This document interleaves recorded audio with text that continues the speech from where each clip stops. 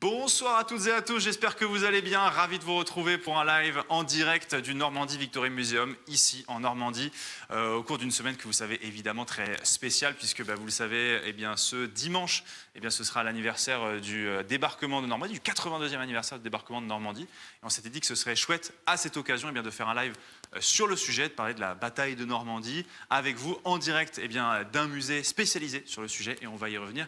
Évidemment, j'espère que le chat va bien, j'espère que le son se passe bien. Voilà, donc c'est un vrai plaisir en tout cas d'être là en direct du Normandie Victory Museum, que je remercie énormément, qui est un musée que j'adore, qui est un de mes musées préférés ici en Normandie, qui est pas très loin de 40 ans. Donc si jamais vous voulez vous aussi venir découvrir, vous avez envie de venir découvrir la région, si vous n'êtes jamais venu, franchement venez ici, c'est absolument génial. J'espère que tout le monde va bien. Oh là là, vous êtes merveilleux. Donc, mesdames et messieurs, pour visiter ce musée, je ne serai évidemment pas seul, puisque ensemble nous avions fait le musée de Saumur sur sa chaîne. Nous sommes au Normandie Victory Museum sur ma chaîne. Il s'agit bien sûr de JDG. Ça va bien? Comment ça va? Ça va tranquille? Comment il va celui-ci? Ça va mieux, j'ai retrouvé ma voix. Punaise, c'est vrai qu'on a eu quand même très peur à un moment donné en début de semaine. J'ai reçu des vocaux, j'étais terrorisé en mode mais qu'est-ce qui se passe? Qui me parle? Un vieux monsieur, très très vieux monsieur. C'est vrai que les gens qui étaient là lundi, ils ont dû se dire c'est impossible. C'est impossible qu'il y aille. C'est absolument impossible, mais tu es là. À chaque fois qu'on fait des trucs sur la Seconde Guerre mondiale, on est ensemble. C'est vrai, il y a un pattern. Il y a un pattern mais c'est un pattern que j'aime bien. Ah, moi Parce aussi. que tu es curieux, je sais que c'est un sujet qui t'intéresse beaucoup. Oui. Donc franchement, là, on a vu beaucoup de véhicules à Saumur. Oui. Là, on va avoir un peu plus d'équipement. Il y a des véhicules aussi, tu vas voir. Mais toi, tu t'es pas trop spoil, t'as pas trop vu un petit peu. Non, les j'ai scénettes pas à voulu le l'intérieur. voir justement parce que je voulais découvrir. Exactement. Donc voilà, donc on va découvrir évidemment. Mais pour nous faire découvrir ce magnifique musée, je vous propose d'accueillir celui qui est l'un de ses cofondateurs, qui est historien également. Il s'agit de Patrick. Comment ça va, Patrick?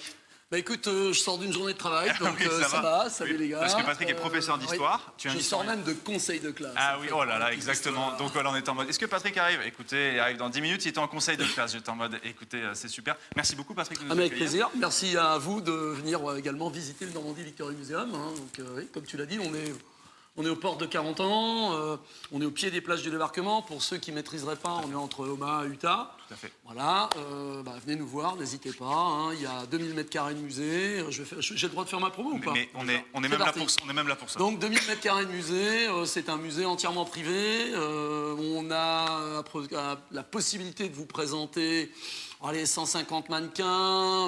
Il y a des belles scènes, il y a de très belles scènes. On travaille sur les scènes, mais je soir. pense que vous allez les découvrir. Exactement. Alors moi, par contre, j'ai un problème de voix. C'est moi le vieux dans l'affaire. Et là, avec qu'est-ce la qui se voix, passe? Toutes les voix sont en train de. Non, c'est procéder. parce que j'avais une cérémonie ce midi et puis voilà. Enfin bref, c'est comme ça.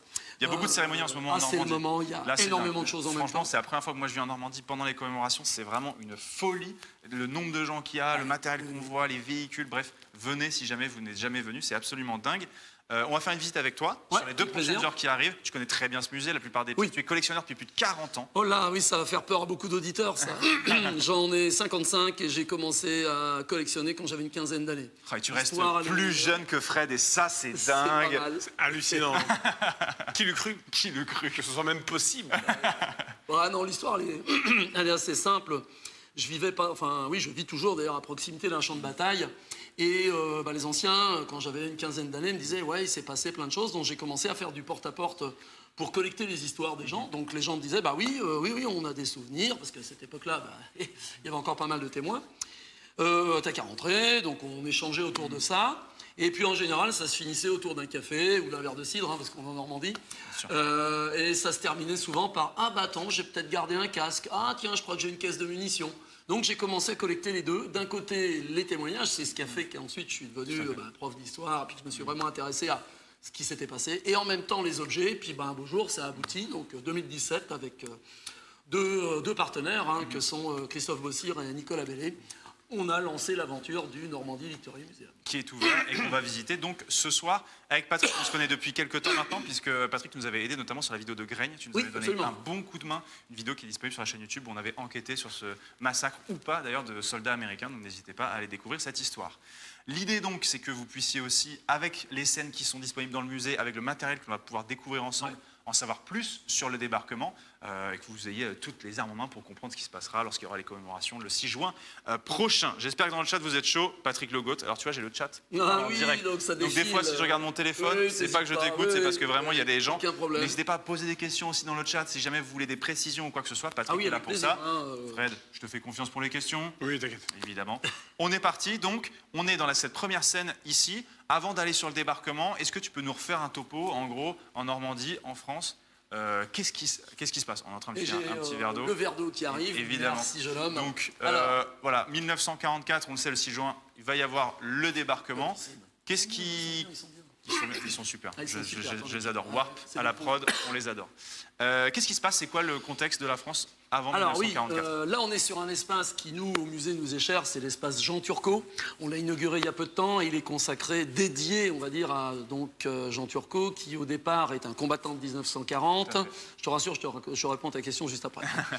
C'est un combattant de 1940, il a 108 ans aujourd'hui, c'est le doyen des Français. Il est encore en vie, ça. Il est encore en vie, il était là il y a une dizaine de jours et il nous a fait l'honneur d'accepter donc d'être le parrain de cet espace du musée. C'est le premier espace, donc quand vous rentrez dans le musée, il est consacré, comme tu le disais, donc au début de la guerre. Donc globalement, en septembre 1939, tout le monde sait que c'est le début du conflit en Europe. Ça va entraîner une période d'incertitude pendant laquelle finalement on ne sait pas comment les combats vont se dérouler, notamment à l'ouest. Une fois que la Pologne a été capturée, il ne faut pas que je fasse mon prof d'histoire trop longtemps non plus. Hein, vous m'arrêtez. Non, mais c'est très bien, c'est très Et bien. donc, ce qui se passe ensuite et qui nous intéresse directement, c'est qu'à partir d'avril-mai 1940, les Allemands vont lancer une grande offensive. On a une carte derrière Oui, tout nous, à fait. si tu peux un tout petit peu te décaler. Bien sûr. Ça va permettre aux auditeurs de comprendre. Globalement, Il a dit auditeur, j'adore. j'ai le droit de dire auditeur, non? On dit comment? Ah, mais on dit viewer, mais auditeur, c'est très bien. Viewer, ah ben, on va Viewer. dire viewer. Viewer. Allez, Partons sur j'apprends des viewer. mots. Ça me rajeunit. Bon, toujours est-il que les Français s'attendent à ce que les Allemands les attaquent donc, sur la frontière alsacienne. En fait, ils vont opérer un mouvement à travers la forêt des Ardennes. Je fais vite, hein, parce qu'on ne va pas y passer trop de temps. Mais ils obtiennent donc assez rapidement l'avantage une fois la bataille de Dunkerque terminée et ils filent vers la Normandie, autrement vers chez nous. Ouais, c'est une météo un petit peu voilà, de 1940. Voilà. Et Alors, le ciel est en train C'est de du mauvais temps. s'assombrir. Voilà, ça s'assombrit Voilà. très fort et ça Les pousse nuages très fort arrivent. vers l'ouest. Ça Et pousse très fort vers Et l'ouest. ça pousse à l'ouest. Donc, globalement, les Allemands arrivent vers la Normandie. Et là, donc, ça fait quand même, globalement, depuis le passage de Rouen, qui traverse tranquillement la Normandie sans opposition. Ouais, ok. Et là, c'est parce que, en fait, la France est en totale désorganisation, l'armée française est en déroute, elle est dépassée complètement techniquement, stratégiquement par les Allemands qui utilisent ce qu'on appelle la Blitzkrieg. Et donc l'armée qui se dirige vers notre secteur, parce que nous, globalement, on est là. L'armée qui se dirige là, c'est une armée qui est dirigée par un général allemand qu'on ne connaît pas beaucoup à l'époque, mais qui va devenir célèbre, c'est le général Rommel. Oui, un peu connu. Et oui, il est à la tête à l'époque de la 7e division de Panzer, et il va donc aborder la Manche, mais alors avec une certitude. Il dit à Hitler, mais je vais capturer Cherbourg très rapidement. Il arrive chez nous le 17 juin. Bon, Cherbourg sera finalement libéré entre le 19 et le 21, globalement. Mais il s'est quand même passé quelques combats sur une ligne de front que nous on appelle la ligne des Marais. C'est très peu connu. Oui. C'est en gros 1000 hommes dispersés depuis, pour ceux qui connaissent le secteur, la plage de Sainte-Marie-du-Mont, qu'on n'appelle pas encore Ita Beach, jusqu'à Port-Bail, Oui. sur une ligne de front, donc à la base des Marais. Va y avoir des combats qui ne sont pas des combats très importants, mais on a quand même voulu nous rendre hommage à ces gars-là parce que ça se passe juste après l'appel catastrophique du maréchal Pétain qui dit je me suis adressé aux troupes allemandes et globalement on va arrêter la guerre. Et là, il y a encore des soldats qui résistent. Et du coup, tu as des très belles tenues de France 40 Absolument. qui sont là, d'ailleurs, qu'on pourra filmer. Qui Et sont c'est absolument justement sublimes. ce qu'on a voulu montrer. On a voulu montrer en présentant les tenues. Alors, dans une présentation qui se veut didactique, c'est-à-dire que l'idée, c'est d'expliquer les différents soldats qui participent à la bataille, mais c'est une scène qui sera vouée à être réaménagée parce qu'elle est un petit peu, pour l'instant, un petit peu trop statique Ok. à mon goût, mais on en verra d'autres dans le musée. Très bien. Donc, et l'idée, c'est de présenter les troupes en question. Donc, on a des troupes anglaises. Vous avez ici un dispatch rider qui est bien préoccupé par la manière dont il va pouvoir remonter à Cherbourg pour rembarquer, parce que eux, leur Oui, principal c'est vrai qu'ils objectif, ils veulent partir. c'est de repartir. Vous avez un soldat avec une veste en cuir qui, lui, appartient aux unités motorisées. Donc, cette veste, c'est une veste de protection, en fait. Hein. Un officier français en face de lui. Et puis, les deux derniers, donc, on a choisi, pour que les gens puissent comprendre un petit peu que le soldat français porte sa maison sur son dos, c'est-à-dire que son équipement n'est oui. pas très fonctionnel, ça ressemble plus à ce qu'on a connu à la fin de la guerre de 14 C'est vrai. que la situation de 1940. Ils utilisent On a- encore des fusils de 1918. Ah oui, complètement. Ouais. Là, tu vois, par exemple, on a un Lebel, c'est le fusil standard utilisé par le Fantassin en 18. Ouais, c'est ça. Tandis que plus moderne, où est-ce qu'on l'a mis? Dans une des vitrines qui est derrière, tu as par exemple ici un MAS 36. Et là, ça devrait être la silhouette du Fantassin moderne standard. Sauf qu'il n'y a qu'une toute petite partie de l'armée qui est équipée avec ce genre d'équipement. C'était d'ailleurs une des erreurs de la série. Tu connais Band of Brothers? Ah oui, ok. Ouais, Band of Brothers, justement, il y a, à la fin de la série, qui se passe après le débarquement, on voit des soldats français exécuter des Allemands et on les voit dans cette tenue, alors qu'en 44, les Français ne portaient plus cette tenue. Ils étaient sous Ils équipement étaient américain. sous équipement américain. Il commence, c'est assez mixte, il y a un petit peu de tout. L'armée est en train de se reconstruire, donc elle récupère un peu tout ce qu'elle a. Il y a souvent un ou deux éléments qui font référence à l'armée française. Ils ont pu, par exemple, garder le casque, mais le reste de l'équipement est en train de s'américaniser, on est bien d'accord. En tout cas, les gens sont rassurés par ta voix, Fred, sache-le dans le chat. Ils disent la voix Ils va. sont pas trop inquiets par la mienne. Ah, non, pour le coup, tout va bien. Ça va, bon, alors Tout se formidable. passe merveilleusement. Donc là, c'est France 40. Voilà. La France, Ouais, ça se passe mal. Et donc commence la partie de l'occupation. Et là, vous avez Absolument. aussi toute une période sur Eh l'occupation. ben, on va pouvoir également. aller faire un petit tour. Donc, une fois que les Allemands ont pris le contrôle du département de la Manche et puis globalement de la Normandie, eh bien, on arrive dans une phase qui va durer 4 années. Ouais. Et nous, on voulait vraiment expliquer ça avant que les gens soient plongés dans l'ambiance du débarquement. Est-ce que tu peux me rejoindre juste ici? Ah, mais sans problème. Bien sûr, comme Donc, ça. on voulait expliquer le fait que pendant 4 années, les troupes allemandes vont occuper la Normandie. Et finalement, c'est parce qu'il y a eu les combats de 40, c'est parce qu'il y a eu l'occupation de la Normandie qu'à un moment donné, on va avoir les événements de 1944 pour débarrasser la Normandie, la France et l'Europe de la présence allemande. Enfin, de la présence nazie, principalement. Et d'ailleurs, je tiens à attirer l'attention sur la scène qui est derrière, où on a une reconstitution d'une réunion de modérateurs chez Mister MV. Donc, c'est super bien fait. Alors là, va falloir m'expliquer parce que là, T'inquiète, les gens du chat auront compris. Les gens du chat auront vraiment parfaitement compris. C'est du private joke. Donc derrière, ce sont des soldats allemands, bien Oui. sûr, qui sont en réunion. Donc Bien là, sûr. l'idée, c'est en fait, ça nous sert un petit peu de prétexte pour présenter les tenues de l'époque tout en racontant une histoire. Oui. C'est-à-dire que par rapport à la scène que je t'ai présentée il y a quelques instants, tu vois déjà que la scène est un petit peu plus dynamique. Oui. C'est-à-dire qu'on a reconstitué un décor et on a présenté dans ce décor des troupes d'occupation dans leur dispositif, on va dire, les 42-43, quoi, globalement. Donc tu as un officier qui sort du café, lequel doit servir d'hébergement pour les troupes, parce que les Allemands ne se trompent pas, ils prennent toutes les grandes maisons dans le secteur. 2 sous-officiers casqués qui l'attendent pour l'emmener en moto. Et autour, on présente donc un sous-officier qui lui appartient aux unités de blindés allemands. Ah, c'est pour ça qu'il est en noir, du coup. Ok, voilà. d'accord, très bien. Et derrière lui, il y a un officier d'artillerie qu'on reconnaît avec ses liserés rouges. Et puis un forgeron. Pourquoi un forgeron? Parce qu'en fait, on est ici, et tu le sais comme moi, dans une région où il y a un élevage de chevaux en quantité énorme. Oui, oui. Et à partir de 42-43, globalement, l'armée allemande va se rendre compte que son industrie est incapable de produire suffisamment pour remplacer tout ce qui est détruit sur le front russe. Donc, ils vont compenser ces manques-là en augmentant les réquisitions de chevaux. Et ça va avoir une conséquence en Normandie, parce qu'à l'époque, le cheval, c'est l'équivalent du tracteur dans une exploitation agricole. Donc, si tu n'as plus de cheval, c'est comme si tu n'as plus de tracteur. Donc, ça veut dire que ta production se trouve d'autant limitée et ça va poser des problèmes d'approvisionnement, d'alimentation. D'ailleurs, moi j'ai une question, c'est que j'avais lu qu'on a souvent l'image de l'armée allemande qui est déjà complètement motorisée en 39, alors que non, elle était essentiellement hypotractée encore. Absolument, absolument. Exactement, ouais. Les premières unités qui arrivent, par exemple l'armée romaine, ils arrivent tous avec des blindés, etc. Mais ça dure 1 semaine, 2 semaines.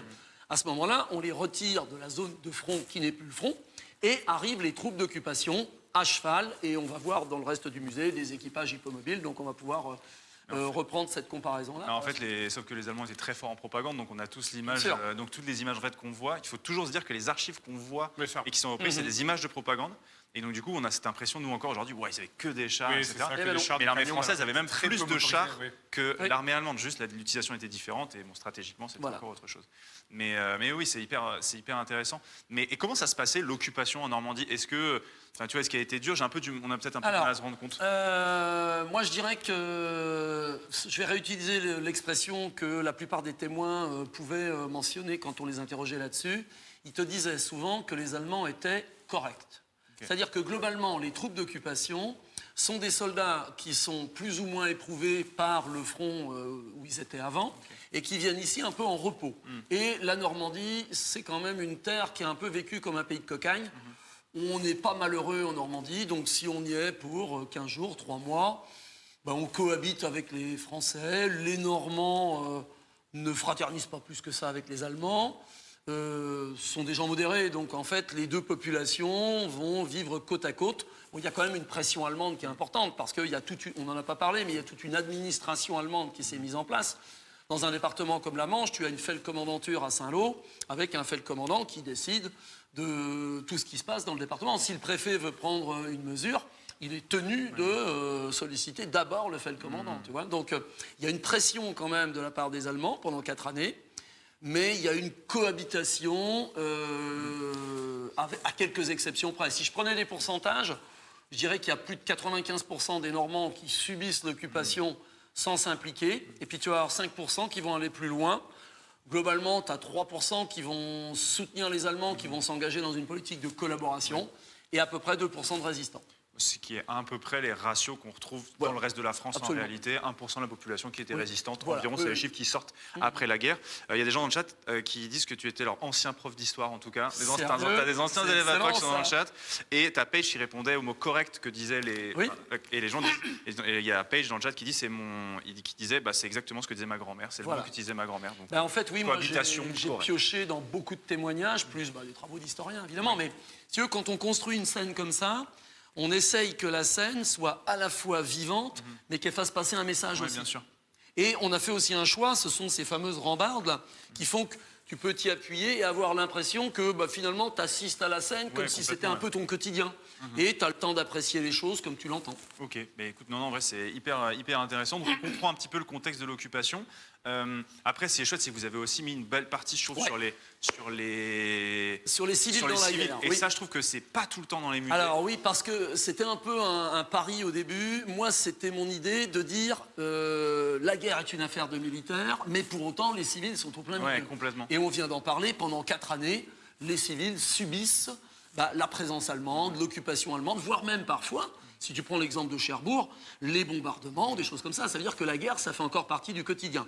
Mais pour autant, les civils, il faut qu'ils s'adaptent. Oui. Par exemple, tu as des tas de produits qui sont devenus rationnés, qu'on ne trouve plus. Et donc, la mode va en prendre un sérieux coup. Donc, on s'était amusé, par exemple, dans cette... Enfin, amusé, façon de parler. Mais dans cette vitrine, on avait voulu faire comprendre aux gens qu'il y avait une différence entre, d'un côté, la théorie des beaux magazines de mode de 44 qui vous donne l'impression que finalement... Les gens s'habillaient bien. D'ailleurs, il y a le costume de mariage de JDG qui est juste ici, d'ailleurs, pour le coup. Si je peux me permettre, il y a le tien. C'est fou que tu l'aies légué. Il est très très bien. Et il te va toujours très bien, on en est particulièrement fiers. Bravo. Et merci, on le remercie encore. Pour le don au musée, en tout cas. C'est absolument sublime. On accepte d'ailleurs tous les dons, mais je vais m'arrêter là. Et il n'y a pas de petits dons, sachez-le. Mais par contre, pour l'anecdote, donc on s'aperçoit qu'entre les magazines et la réalité de ce que vous pouviez acheter dans les magasins, il y a quand même un fossé, c'est-à-dire que la robe qui est là est quand même très très stricte. C'est quoi ? C'est en fait un tissu qu'on a réutilisé, on y a ajouté des broderies, ou alors on a modifié une robe qui datait de la mode des années précédentes, tu vois, des choses dans ce genre-là, parce qu'en fait, on n'a plus rien. Tout est rationné, donc on fait avec ce qu'on a. Les chaussures vont se développer avec les semelles de bois parce que on n'a pas assez de cuir. Et puis alors moi, ce que je raconte souvent aux gens, et ça, je pense que ça va intéresser les viewers. Exactement. On utilise le S, viewers. Viewers, c'est très bien. Formidable. C'est même encouragé. C'est l'histoire, je vais leur parler des bas qui sont ici. Donc à l'époque, les bas, c'est ce qu'on appelle les bas coutures à l'époque, c'est en soie naturelle. Sauf que lorsque les Allemands arrivent, ils vont réquisitionner ces soies naturelles. Ce qui fait qu'en fait, il y en aura beaucoup moins. Et donc, les femmes sont quand même toujours confrontées au même problème. Les bas filent de la même manière qu'avant. Il faut toujours en racheter, mais le prix a été multiplié par 5 ou par 10. Oui. Et ça commence à représenter un budget, jusqu'au jour où vous avez un industriel qui va inventer une petite boîte qu'il appelle bas liquide. Donc c'est la petite boîte plate que vous voyez ici. Vous achetez ça, en imaginant, vous achetez la boîte. À l'intérieur, vous avez une petite poudre. Vous délayez cette poudre avec de l'eau. Et finalement, les femmes se peignent les jambes pour donner l'impression qu'elles portent une paire de bas. Non, et c'est pas des bas du tout, c'est de la peinture. Et non, et on te fournit même avec le petit crayon pour tracer la couture du bas. Oh la vache. Vers le haut. Oh, le système D de malade. Mais ce qui est intéressant, c'est que ça, c'est un vrai produit de restriction. Tu vois. Ah oui, clairement. C'est-à-dire qu'une fois que la guerre se termine, ce produit-là disparaît. D'autant plus que les Américains amènent les bas synthétiques et c'est fini. Mais moi, quand j'ai retrouvé cette boîte-là, je savais exactement ce que j'allais en faire, où j'allais mettre ça dans le musée, etc. Je me suis dit, c'est génial. Puis c'est dur, je pense, de retrouver des boîtes comme ça qui sont des Ouais. consommables et que les gens jetaient en fait. C'est jeté, bien sûr, oui. Des fois, c'est pas les pièces les plus, on va dire, les plus prestigieuses qui sont difficiles à retrouver. Mais bien sûr. Parce qu'en fait, ces petites pièces-là que les gens en fait jetaient derrière, en fait, Et alors, et ça raconte vraiment une histoire. Et dès que tu as un groupe, tout le monde a entendu parler de cette histoire-là. Et les gens peuvent mettre finalement, peuvent visualiser une petite histoire que tu leur as racontée. Ah, c'est trop intéressant. Moi, il y a une pièce que j'adore ici dans le musée, et après, on va aller sur le débarquement de Normandie. Et puis, je vais te montrer quelque chose aussi, parce que moi, je t'ai préparé une pièce également. Vrai Ouais, tu vas voir. Moi, c'est cette pièce-là. Vous avez reconstitué un appartement d'époque, et ça, je trouve ça. Ah, tu peux même aller jusqu'à maison. l'appartement témoin. Ah ouais, c'est un appartement témoin Voilà. d'époque avec Donc, plein de faut pièces. imaginer, on est allé en février 44, dans 40 ans, j'adore. et c'est un appartement du centre-ville. Donc, toutes les pièces qui sont à l'intérieur sont rigoureusement originales, ça, il n'y a aucun souci, parce qu'on a fait attention à ça. C'est un truc que je n'ai peut-être pas mentionné, mais dans le musée, tout est original. Il n'y a pas de réplique. Non, si on n'a pas, on ne met pas. Voilà, ça, c'est plus ce simple. qui est quand même assez dingue, parce qu'il y a quand même beaucoup de musées où, parce qu'il y a envie de médiation, du coup, on met une c'est pas réplique. toujours facile. Là, c'est Oui. dingue, il n'y a que de l'eau. Et puis, on a aussi des réserves en matière de collection qui sont conséquentes, donc on peut compléter. Et là, l'idée, le pari, et d'ailleurs, on n'était pas d'accord avec mes associés là-dessus, on a pas mal discuté. Le pari, c'était de faire une grande baie vitrée, mais pas mettre de mannequin dans la scène, contrairement à ce qu'on a vu tout à l'heure, pour que les gens puissent se l'approprier. Et ce qui marche assez souvent, vous avez des personnes âgées qui arrivent avec des enfants, par exemple. Ils vont les prendre par la main et leur dire tu vois, c'était comme ça chez nous, et c'est parti. Et là, le job, il est fait. C'est-à-dire que le truc, il match. Ah ouais, de fou. Et ça leur permet de raconter une histoire. Et tout le monde regarde ailleurs. Tu vois, moi, je regarde la petite boîte de Monopoly, tu vois, qui, qui est là Mais juste oui. en bas sur la chaise. Moi, c'est ça qui m'intrigue, mais t'as la gazinière aussi. Bref, je trouve que cette scène est trop bien. On va pas pouvoir trop s'y attarder Non, parce que le temps sinon, file. on y passerait. Mais bref, j'adore. Et par contre, dans le même esprit, moi, je vais te montrer une vitrine qui est ici, parce que ça, tu n'y as peut-être pas fait attention. Mais c'est assez révélateur, notamment par rapport à la question que tu me posais. Alors, tu vois, on peut ouvrir, là, parce que comme vous êtes nombreux à nous suivre, on va quand même faire des efforts. On va ouvrir une vitrine ça régale. Et donc, vous pouvez même vous amuser, du moment que vous me les remettez en place, vous pouvez manipuler les pièces. Ça, c'est un jeu d'échecs. Alors, en lui-même, c'est pas un objet militaire. Ça n'a rien de militaire, même si tu regardes bien. Tout le monde peut jouer aux échecs. Absolument. Mais c'est l'histoire qui est derrière qui est importante. Et c'est là où tu vas comprendre que finalement, à une époque, et maintenant ça devient de plus en plus difficile, on a eu vraiment besoin des témoins. Parce que ça, l'histoire qui est derrière, elle est toute simple. C'est un gamin qui a une dizaine d'années et qui vit dans une ferme du côté de la Meurdraquière, à côté de Bréal. Et il y a un soldat allemand à la ferme qui lui dit, alors peut-être qu'il le prend en amitié parce qu'il a le même en Allemagne, je pense que c'est quelque chose dans le genre. Il lui dit, je vais t'apprendre à jouer aux échecs. Le gamin lui dit, ouais, mais j'ai pas de jeu d'échecs et puis je sais pas comment faire. Il lui dit, t'inquiète pas, je vais t'en sculpter. Et donc, il fabrique le jeu intégralement. Et si tu regardes bien, enfin si vous regardez bien, les pièces, les noirs, là, globalement, sont à peu près finis. Mais ils sont sur des petits socles qui ne sont pas très élaborés. Les blancs ne sont pas terminés. Et en fait, c'est là où le gamin intervient, parce que 60 ans plus tard, il me raconte son histoire, et il m'explique qu'en fait, il y a eu un jour où le soldat allemand lui a dit, écoute, j'ai mis tout ça dans une boîte à chaussures, j'ai pas le temps de finir, tu gardes ça parce qu'on est en alerte, il se passe quelque chose. Et ce jour-là, évidemment, c'est le 6 juin 1944, et l'Allemand n'est jamais revenu. Il n'a jamais terminé le jeu d'échecs. Non, il ne l'a jamais terminé. C'est pour ça que tu as les pièces. Alors, il n'est d'ailleurs pas complet, il en manque 2 ou 3. Mais tu vois, les pièces blanches ne sont pas terminées. Ouais. Tu en as quand même quelques-unes qui sont sur des petits socles. Tu vois, donc ça devait être certainement ce qu'il avait prévu de faire. Et à l'inverse, tu as les autres qui sont restés sur un petit bout de chevron. Et là, c'est pas terminé. Oh, dingo. Et ce qui est très intéressant, c'est que tu regardes les pièces qui sont sur la première ligne, il n'y en a pas un qui est pareil. Tu en as un qui boit son verre de bière, tu as l'autre qui a mal aux dents. T'as celui-là qui est assis, qui portait peut-être un plateau. T'as l'autre qui joue aux cartes. T'as un autre qui est assis dans une autre position. Il y en a un qui lit un livre. Et puis le dernier, il a un parapluie. C'est vraiment de l'artisanat. Mais oui, c'est de l'artisanat de la forêt noire. C'est certainement un Allemand qui était originaire de cette région-là, qui était doué en sculpture et qui a fait plaisir aux gamins en lui disant tiens, voilà. Et ce qui est dommage, c'est qu'on n'a pas la fin de l'histoire. Ah ouais. Mais bon, je trouve que c'est une belle histoire. C'est clairement une belle histoire. Magnifique avec l'histoire. Ah ouais. Ça, c'est une sacrée pièce de musée. Ça tombe bien, puisque nous sommes dans un musée. Ça tombe bien. Écoutez, on a fait un peu le contexte. Je pense qu'on a quand même pas mal d'informations sur même le contexte local. Donc ça, c'est chouette, parce qu'on est en Normandie, on le rappelle. Donc là, on se rapproche du 6 juin. Donc je propose que nous aussi, physiquement, nous nous rapprocherons du 6 juin. Ça va commencer à avancer. Donc on va voir le rôle de la résistance se renforcer déjà, surtout du renseignement. Et puis les gars, là, vous êtes en train de traverser l'évocation d'un blocos. Pourquoi ? Parce que les troupes allemandes vont construire à partir de 42 et surtout en 43-44 ce qu'on appelle le mur de l'Atlantique. Et on a voulu le représenter à travers cet officier allemand qui est occupé avec sa paire de jumelles à regarder ce qui se passe sur la côte. Bon, il y a peut-être une petite référence au jour le plus Oui, long. bien sûr. Des centaines de milliers de Je navires. n'ai jamais vu ce film. Ah, il faut que tu regardes Ah ça. ouais, c'est On vrai. n'a jamais vu C'est- ça. alors, Je n'ai jamais vu le jour le plus long. c'est loin d'être le film le plus parfait, Oui, mais il faut l'avoir. il a trop impacté la vision qu'on a sur le Oui, conflit, quoi. ça par contre, on est bien d'accord. C'est ça qui Oui, est dingue. Ça a fait énormément de mal. Le cinéma n'a jamais été la vérité historique. Oui, c'est sûr. Sinon, ça devient un documentaire. Exactement, C'est tout à pas un fait. film. La Normandie, alors peut-être qu'on peut faire un petit rappel, et peut-être qu'on peut se mettre devant la carte qui est Ah, mais juste là. ce sera, oui, ça pense permettra que aux ça fait- viewers, aux viewers. de voir de quoi il est question. Exactement. Alors, la Normandie, déjà, pourquoi la Normandie? Est-ce qu'il y avait d'autres options qui ont été imaginées par l'état-major américain? Alors, absolument. Même plus largement, les anglo-saxons, puisque tu as des Anglais, des Canadiens, tu as une multitude de nationalités qui participent, mais c'est quand même Eisenhower qui a le dernier mot et qui représente les forces américaines qui sont les plus nombreuses. Ils ont beaucoup réfléchi entre les différentes options. Et en fait, la Normandie est retenue parce qu'elle est moins défendue, parce qu'elle est plus proche, parce qu'il y a également des questions de courant.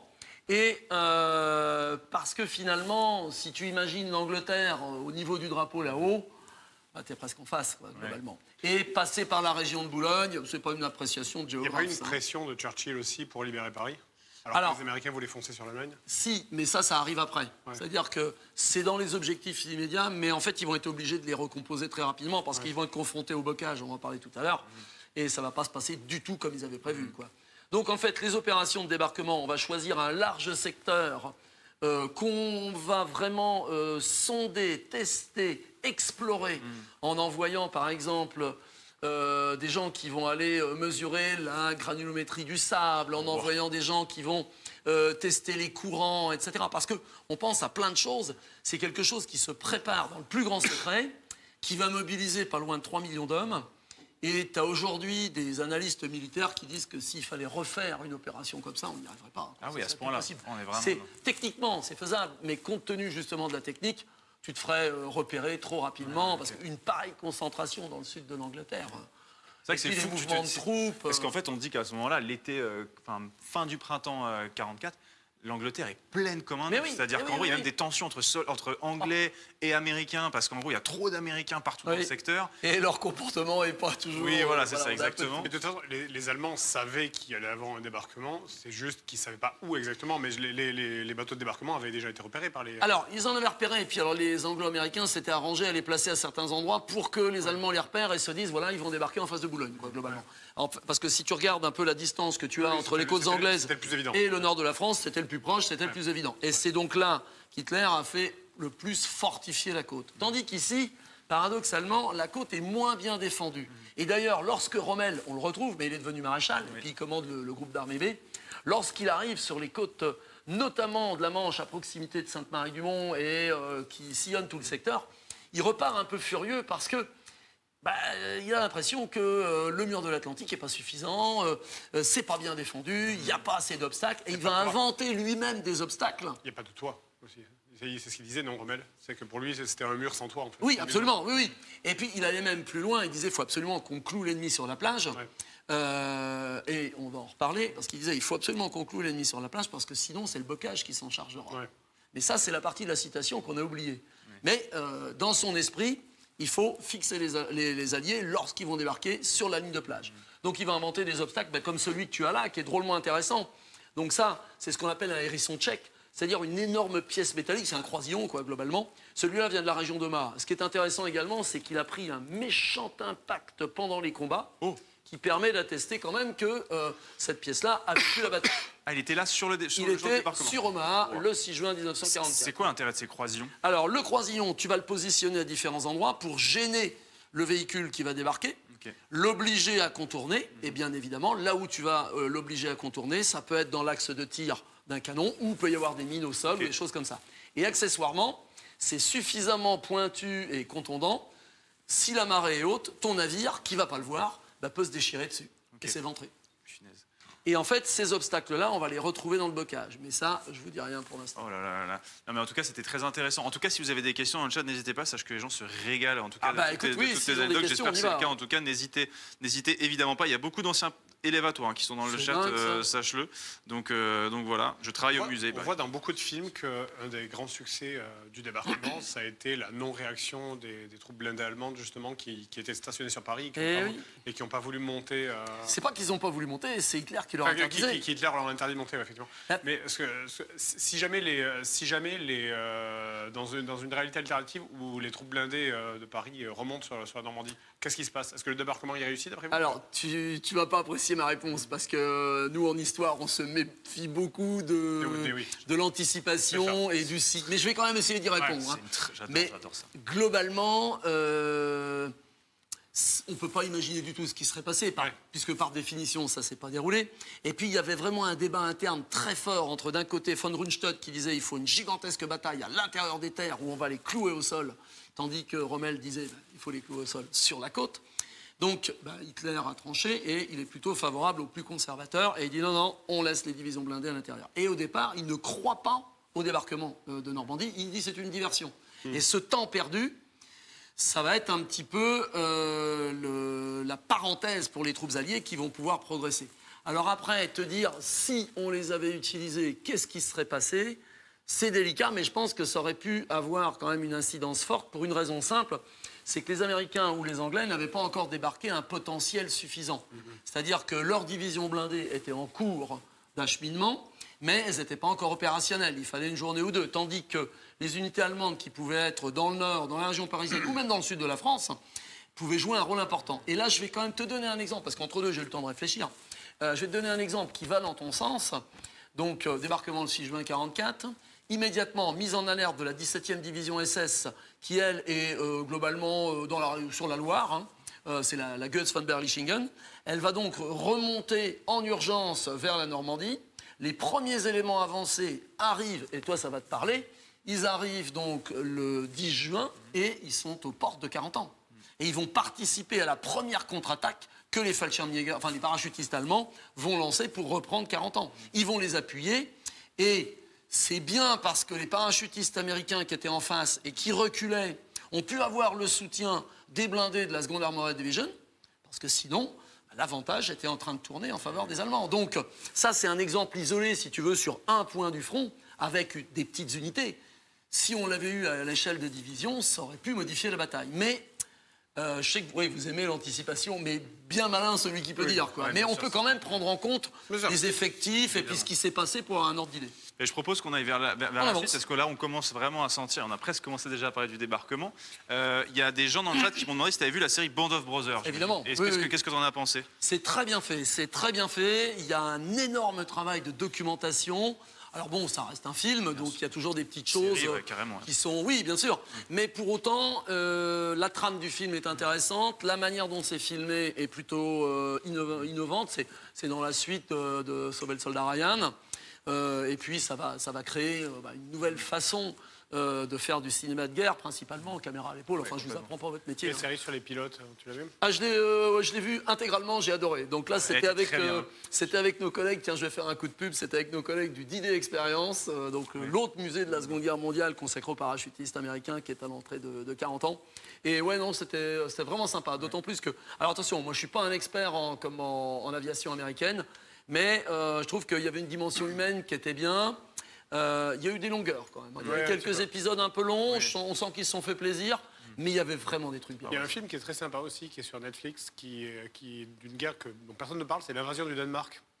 Et ça, je crois que j'ai pas vu. Ouais, c'est un petit film, j'ai oublié le nom, je ne sais pas du tout. Les chats, ils l'ont dans le chat. C'est assez intéressant. Oui, on va l'avoir, ça raconte l'invasion du Danemark avec les Danois qui sont en mode qu'est-ce qu'on fait C'est ça qui est intéressant, c'est que maintenant, j'ai envie de dire que tous ces films-là ont exploré la grande histoire. Ouais.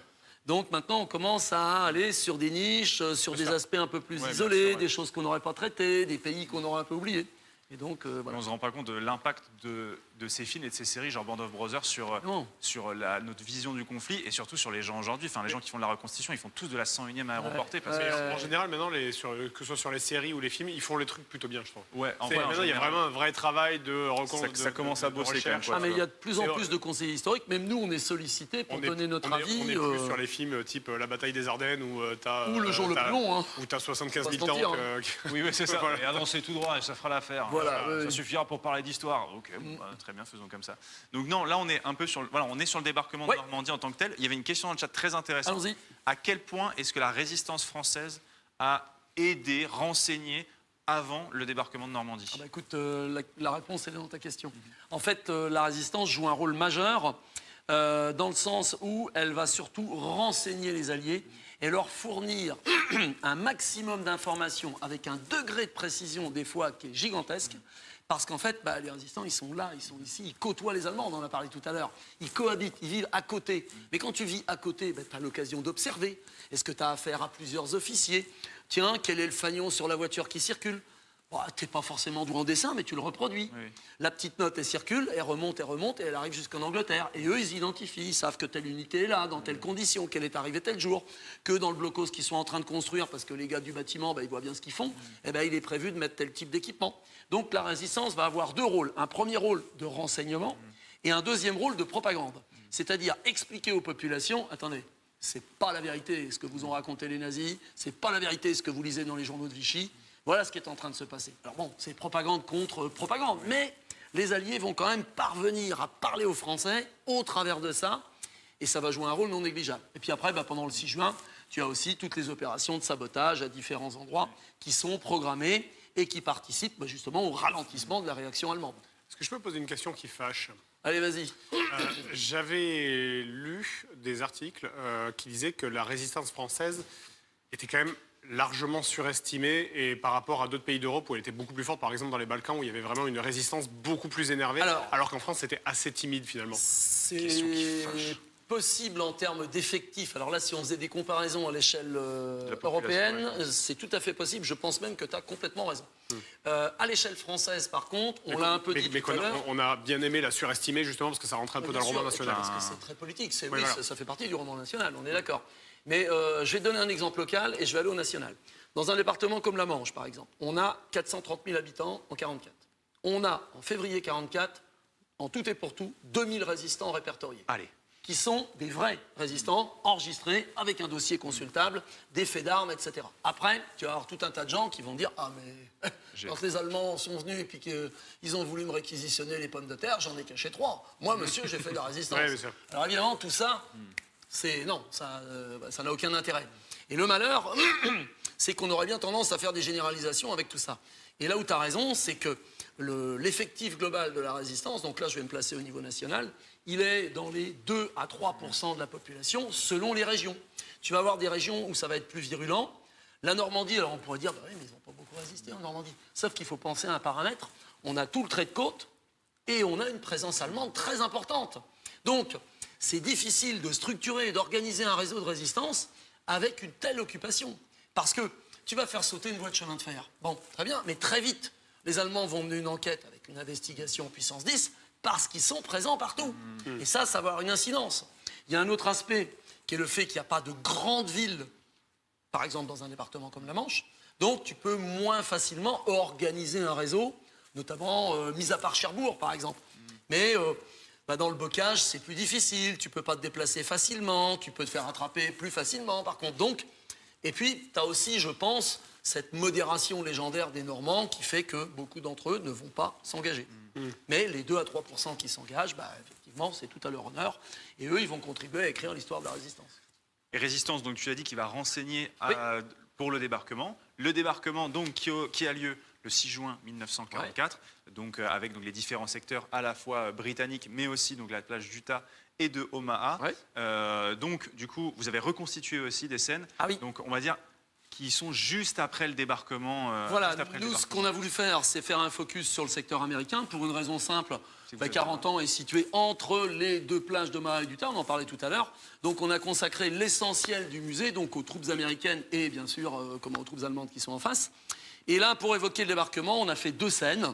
Cette scène-là, qui en fait fait référence à la plage d'Omaha après les combats. Donc globalement, en 2 mots, tu as un blocos à l'abandon. Alors je vous ai dit que tout était original dans le musée, non, c'est pas vrai. Vous avez Ça, pas c'est ramené un un fake, blocos? Ok, c'est je un comprends. faux blocos. Mais par contre, le canon qui est à l'intérieur est original. Oh là Ça, il n'y a là. pas de souci. Comment t'achètes? Alors, je vais vu un peu vous acheter ce canon, s'il vous plaît, si ça vous va. Ok, bah très bien, prenez-le.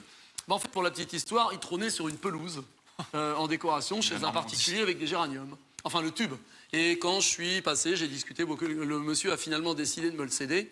Mais il m'a dit, mais j'ai le restant, mais c'est dans une grange. C'est toujours comme ça, la Normandie. Ah ouais, Il y a plein de trésors qui sont Normal. cachés. T'as vu comment j'incite Ouais, les gens à venir chez vous et ouais, tout ça. j'avoue. Je suis breton, donc doucement quand même. sur un Attention. site, Ah oui, bah alors là, va y avoir motif de fâcherie. Là. Je suis désolé, là, va falloir qu'on arrête. Là, parce que le Mont-Saint-Michel, c'est quand même le nôtre. Hein.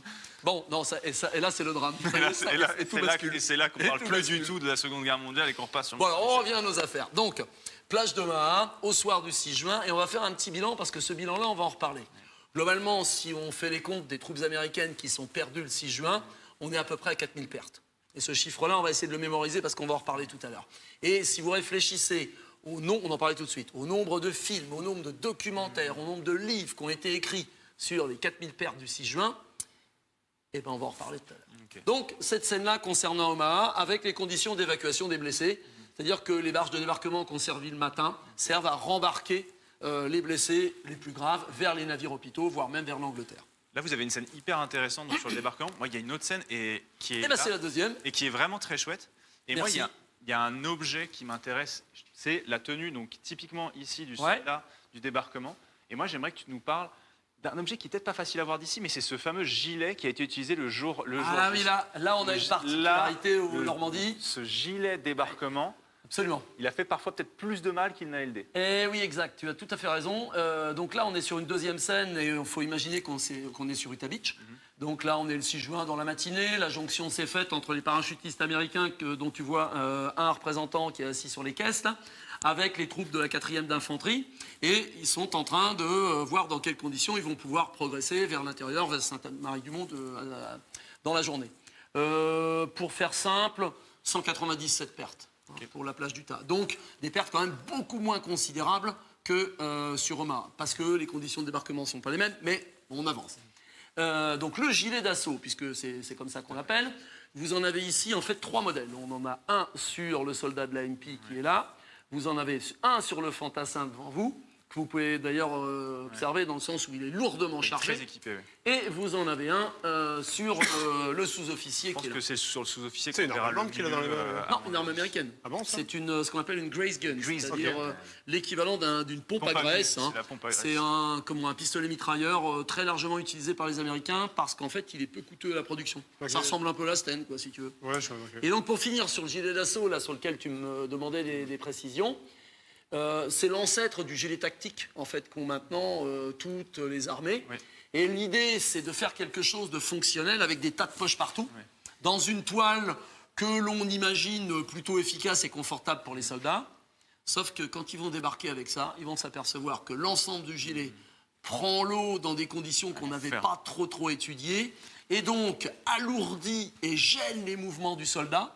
Donc il va se passer 2 phénomènes.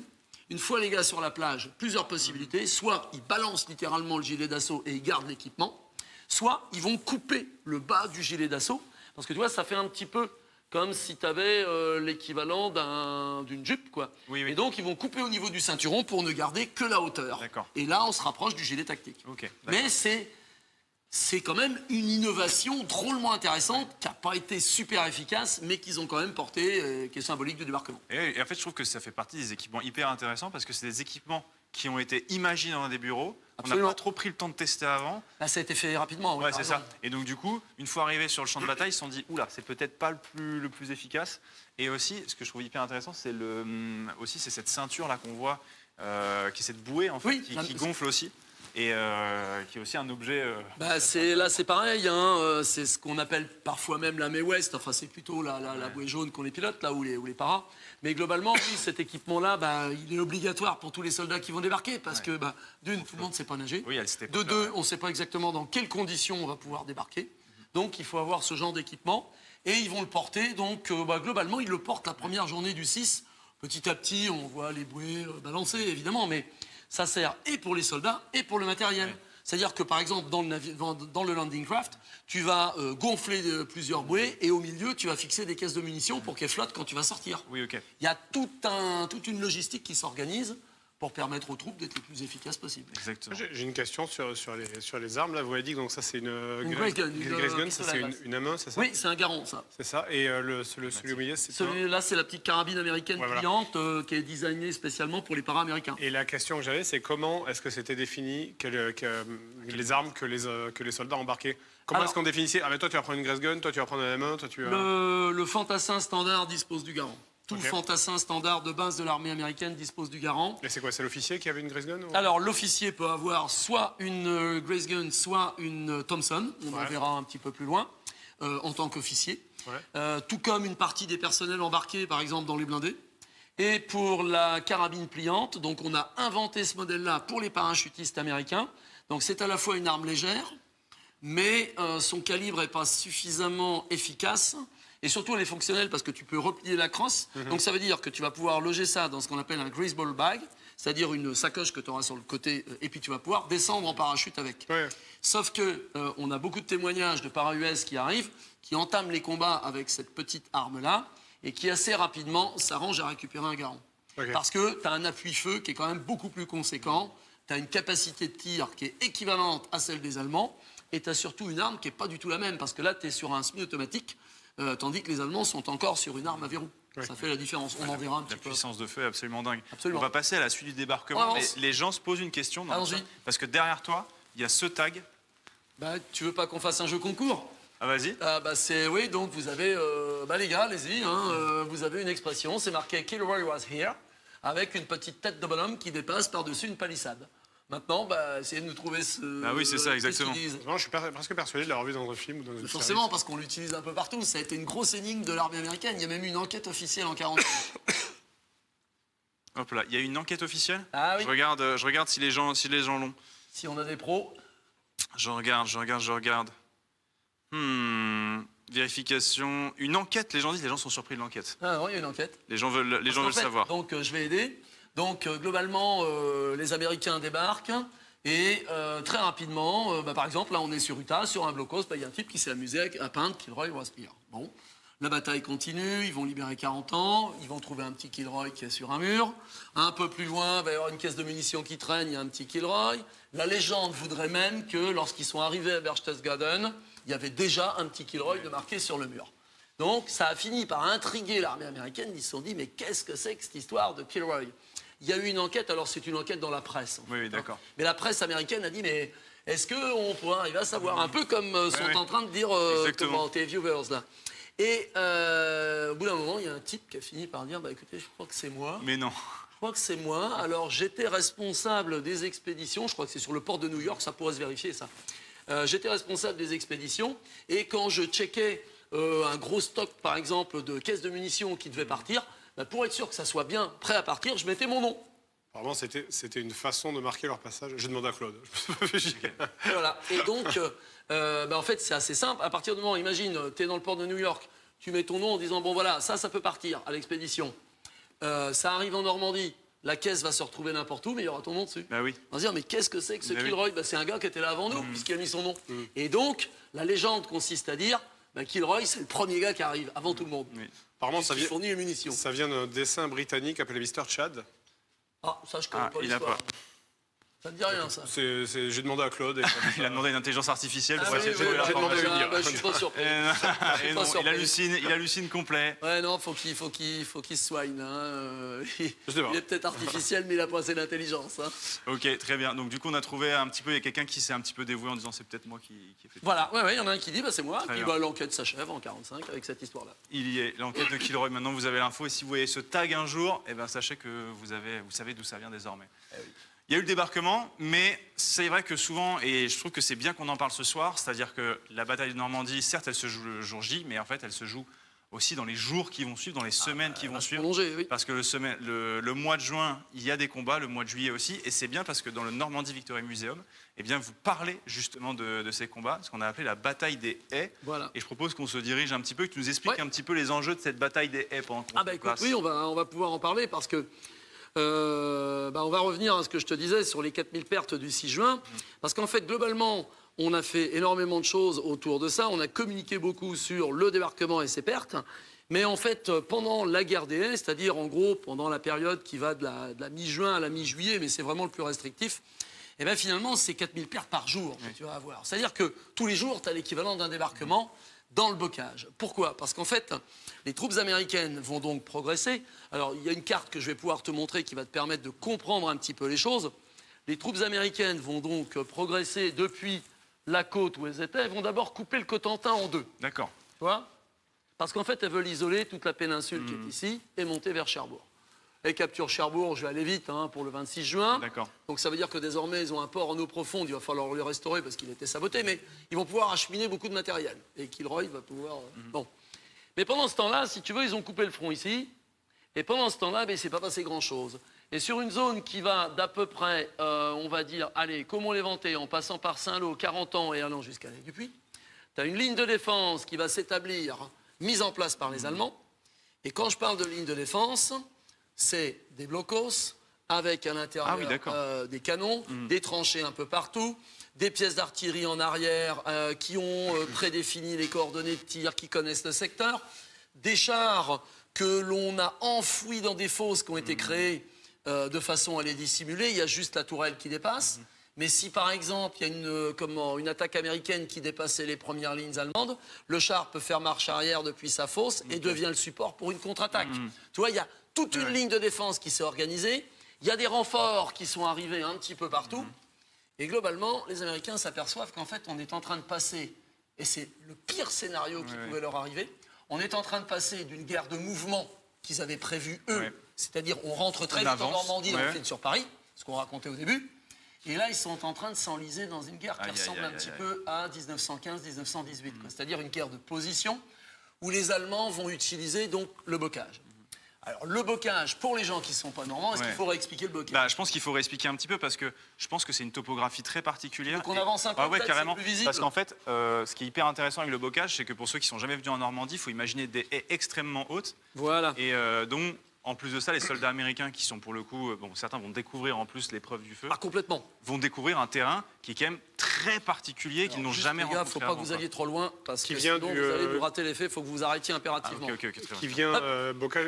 Est-ce qu'on se recule un tout petit peu comme ça, on est dans la lumière, messieurs? Ah, on peut, on peut se mettre là. On peut se mettre là. Le découpage en bocage, il vient de quelle période? Alors, c'est très ancien. En fait, c'est une façon de s'approprier la terre. C'est-à-dire que globalement, l'héritage, il est moyenâgeux, voire même pour certaines levées de terre, il serait peut-être même antique. Ah oui. T'imagines? Et donc, comme tu le disais, tu as une levée de terre qui fait 2 mètres de large sur 2 mètres de haut.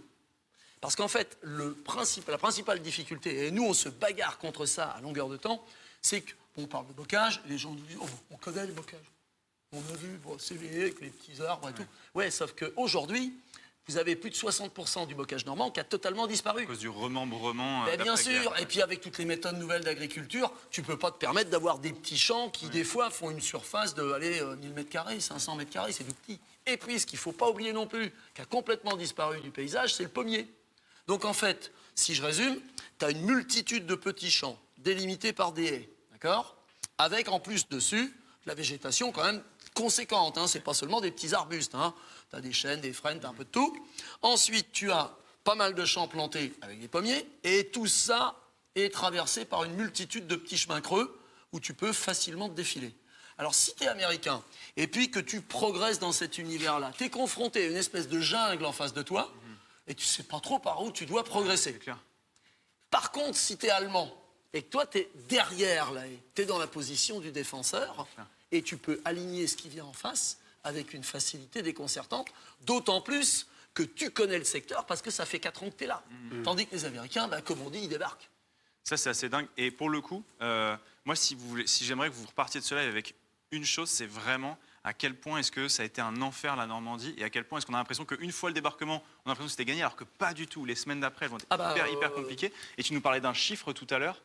Tu parlais de 4000 pertes le jour J pour les Américains. Là, c'est 4000 pertes par jour. Pendant la bataille des haies, imaginez, juillet 44. Tu prends une division comme la 29e d'infanterie, il y a donc des historiques très intéressants qui ont été écrits, c'est John Balkowski et d'autres. ils ont fait des calculs, ils se sont amusés un petit peu, enfin amusés, façon de parler, hein. Ils ont réfléchi à comment on pouvait rapporter le nombre de pertes au kilométrage. Et ils se sont rendus compte que finalement, on avait peut-être environ une perte au mètre pour arriver à progresser depuis Omaha Beach jusqu'à Saint-Lô. Et là encore, Eisenhower avait dit à Bradley, vos troupes seront à Saint-Lô à J+6, J+7, ce qui nous fait en gros 12-13 juin. En réalité, ils prennent Saint-Lô le 18 juillet. Donc là, une fois que tu as expliqué ça, tu peux dire aux gens, bon ben voilà, entre la prévision et la réalisation, il s'est passé un mois. Pendant un mois, ça n'a pas dû être très simple quand même. Ouais, clairement. Moi, j'ai 2 questions. Parce que c'est vrai qu'on l'entend surtout sur la Première Guerre mondiale, mais est-ce qu'il n'y a pas eu une tentation, ou est-ce que ça a peut-être été fait, d'utiliser des armes chimiques pendant la Deuxième Guerre mondiale? Alors pas du tout. Pour une raison simple. Ils étaient Très bonne tellement effrayés par les effets que ça avait eu en 14-18 qu'il n'y en a pas un qui a osé l'utiliser. Et d'ailleurs, c'est assez marrant, on peut d'ailleurs regarder ça dans la scène là, si vous voulez. On a un exemple, on l'aurait eu aussi dans la scène d'Utah Beach. Vous avez ici des troupes allemandes. Vous pouvez voir qu'ils se baladent tous avec un espèce de boîtier circulaire. Là, Rond, là, ouais, sur le qui est à vélo, l'arrière du boîtier vélo. rond là, etc. Ça, c'est la boîte de masque à gaz. Toutes les armées qui ont fait la Deuxième Guerre mondiale se sont toutes promenées avec soit des sacs, soit des boîtes, enfin bref, un support pour transporter le masque à gaz pendant toute la guerre. Et il n'y en a pas un qui a osé l'utiliser. Parce qu'en fait, la plupart des officiers et des décideurs étaient issus de la Première Guerre mondiale. Ils avaient un passif avec la Première Guerre mondiale. Donc ils se souvenaient Et bien. même Hitler, qui était zinzin sur la fin, il n'a pas été tenté de le faire. Mais non, parce que lui, le premier, a été gazé en 18. Ok. Ah ouais, ils avaient tellement peur de ça oui. que... Ah bah c'est clair, hein, c'est vraiment, ça terrorise vraiment les deux camps. Mais par contre, ce qui est paradoxal, c'est qu'ils vont se balader avec cet équipement-là pendant toute la guerre. Ok. Là, par exemple, là, on a des boîtes de masque à gaz, ça fait partie des produits les plus standards, des objets les plus standards qu'on peut trouver quand on se balade en Normandie, quoi. À une époque, tu avais une boîte comme ça par ferme, quoi.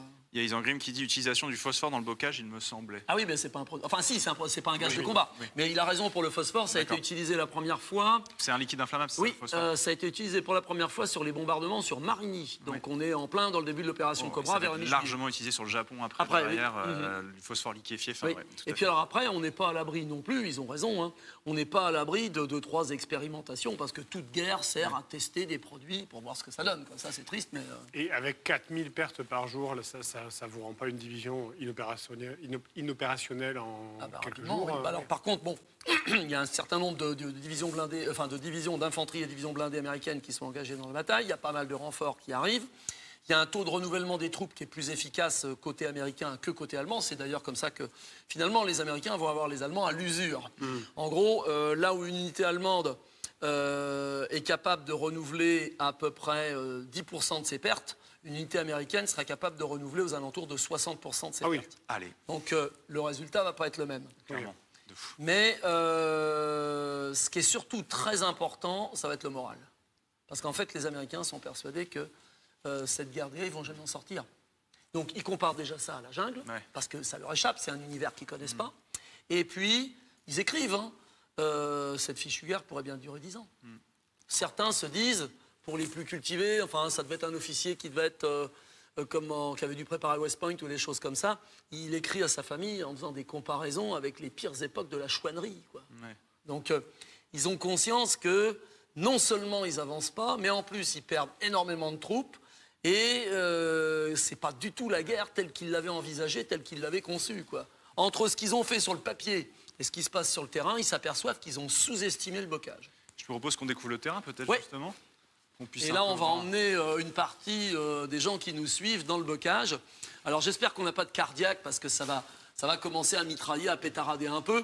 Je vous explique ce qu'on a fait. On a voulu plonger les gens dans l'atmosphère.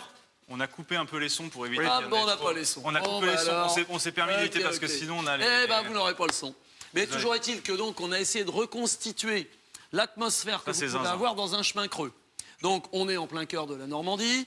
On est dans le bocage, par exemple, Saint-Lois ou dans la région marécageuse autour de 40 ans. Et vous avez donc des haies assez élevées, avec des arbres en grand nombre, et finalement très peu de visibilité. Si vous regardez bien, par exemple, sur votre droite, ça y est, vous êtes déjà mort. Vous aviez une mitrailleuse américaine, donc c'est un modèle de la Première Guerre mondiale, mais tout à fait utilisé pendant la Deuxième. 2 servants qui sont derrière, et bien sûr, qui vous mitraillent. Oui. Alors bon, on a simplifié un petit peu les avez réalités. réalisé. De l'autre côté, vous avez l'équivalent avec un équipement redoutable qui était la MG42, la mitrailleuse allemande la plus célèbre finalement de la Deuxième Guerre mondiale, qui est servie par 1 ou 2 fantassins. Et ce qu'il faut essayer de retenir aussi, c'est quand les Allemands sont dans le bocage, avec un tout petit nombre, ils sont capables de fixer un grand nombre. Ça, c'est zinzin. C'est-à-dire qu'en gros, tu prends une unité avec comme ça, une mitrailleuse, 2 servants, une dizaine de fusils, une dizaine de fantassins avec leurs fusils à côté, et par chance un mortier. Donc avec globalement une douzaine d'hommes, tu peux fixer un bataillon américain pendant une journée. Lui causer des pertes importantes.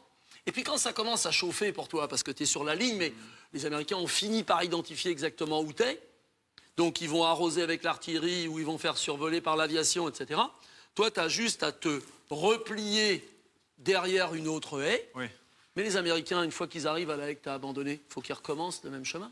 Et ils sont encore soumis à des pertes. C'est une sorte de tranchée, en fait, presque. C'est en permanence ça. C'est une sorte de tranchée, mais du coup, qui monte. Le seul truc, c'est que les Américains, malgré tout, même si c'est pas rapide, ils avancent. Ça, c'est fou, quand même. Tous les jours, ils grignotent un petit bout de terrain. Les Allemands, eux, ne font que reculer et perdre. Mais à force de 4000 pertes par jour, quoi. Bah oui. Du coup. C'était la philosophie américaine, ça, d'avancer, de tout raser à coup d'aviation et d'avancer de nouveau derrière? Alors, ça l'est peut-être dans les guerres modernes, mais enfin dans les guerres d'aujourd'hui, je veux dire.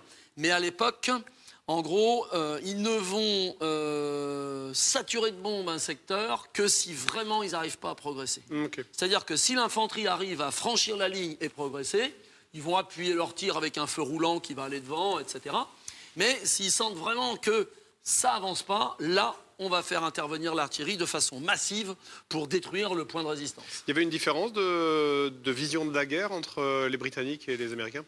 Alors oui, mais je vais être honnête avec toi, je ne suis pas un grand expert côté britannique, donc je pourrais te répondre sur la façon de faire la guerre des Américains, j'ai essayé de vous l'expliquer ici. Côté anglais, je suis moins expert, donc je ne vais pas dire de bêtises parce que ça ne ferait pas sérieux, quoi.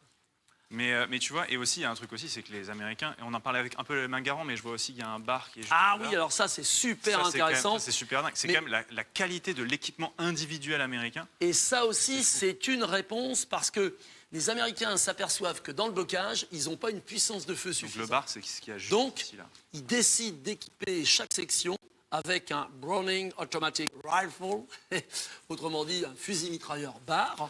Et ça va permettre donc d'avoir un appui-feu plus conséquent et de progresser plus rapidement. Il y a tout un tas de choses qui changent dans la façon de faire la guerre, quoi. C'est-à-dire que lorsque tu prends une photo d'un soldat américain, par exemple, tiens, quand on était sur la plage avec son beau gilet d'assaut, tu as un soldat américain avec sa tenue toute neuve qui vient de débarquer.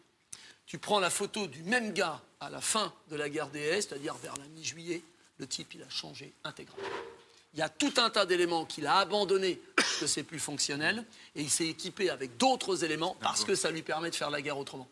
Et en vrai, c'est un peu le bar, c'est un peu lourd comme arme, on l'a vu un petit peu à l'image. Du coup, c'est un peu des mecs comme moi et Fred qui porterions le bar, quoi. Ah oui, c'est pas un type comme moi. Non, moi je vous aurais donné des ordres. Tu es trop modeste, t'es trop modeste. Ah, tu donnes des ordres, bien sûr, évidemment. Fred, il aurait porté le bar. Je suis plus vieux, j'aurais été chef. Bien sûr, t'aurais cheffé. Voilà, t'aurais bien cheffé. Il en faut. Non, mais c'est vraiment hyper intéressant. Et j'espère que dans le live, vous comprenez vraiment ce côté un peu... qu'en fait, où c'est super dur d'avancer. Et je pense qu'un jour, il faut que vous veniez, si vous voulez, en Normandie ici, pour que vous veniez un jour vous balader dans un chemin, parce qu'il en reste quand même du bocage, pour que vous puissiez comprendre un peu l'enfer que ça représentait pour avancer, quoi. J'ai dit que 60% avaient disparu, ce qui veut dire qu'il y a encore 40% d'existence, ça a été modifié, mais il y a possibilité de voir plein de choses. Et au passage, c'est vrai qu'on parle de marécages. Maintenant, quand on va en Normandie, on pourrait se dire, ils sont où les marécages? Mais la plupart des marécages ont été asséchés dans les années 60. Oui, mais tu as encore quand même, par exemple, une spécificité sur la région de 40 ans. Tu as ce qu'on appelle les marais blancs. C'est-à-dire que pendant l'hiver, tu as toute une partie de marais, notamment dans la région de Graigne où vous avez bossé, qui est complètement inondée pendant toute la période d'hiver, quoi. Donc ça dépend des secteurs, mais tu as quand même raison. On ne s'en rend pas compte maintenant de l'ampleur des marécages. Tout ça a changé, évidemment. Ouais. C'est-à-dire que tu pouvais en avoir à un endroit 10 hectares, maintenant il n'y en a plus que 2 ou 3. Ouais. Et les gens se disent, oui, c'était comme ça. Non, c'était beaucoup plus compliqué que ça. Oh, ouais, dingue. Non, mais c'est fou.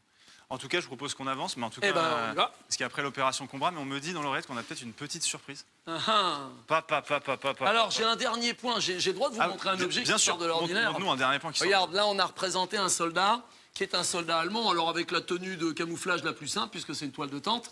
Et il a un Panzerfaust, bien vu. Enfer. En fait, ça permet de détruire facilement. C'est une arme individuelle qui permet de détruire facilement un char. Alors.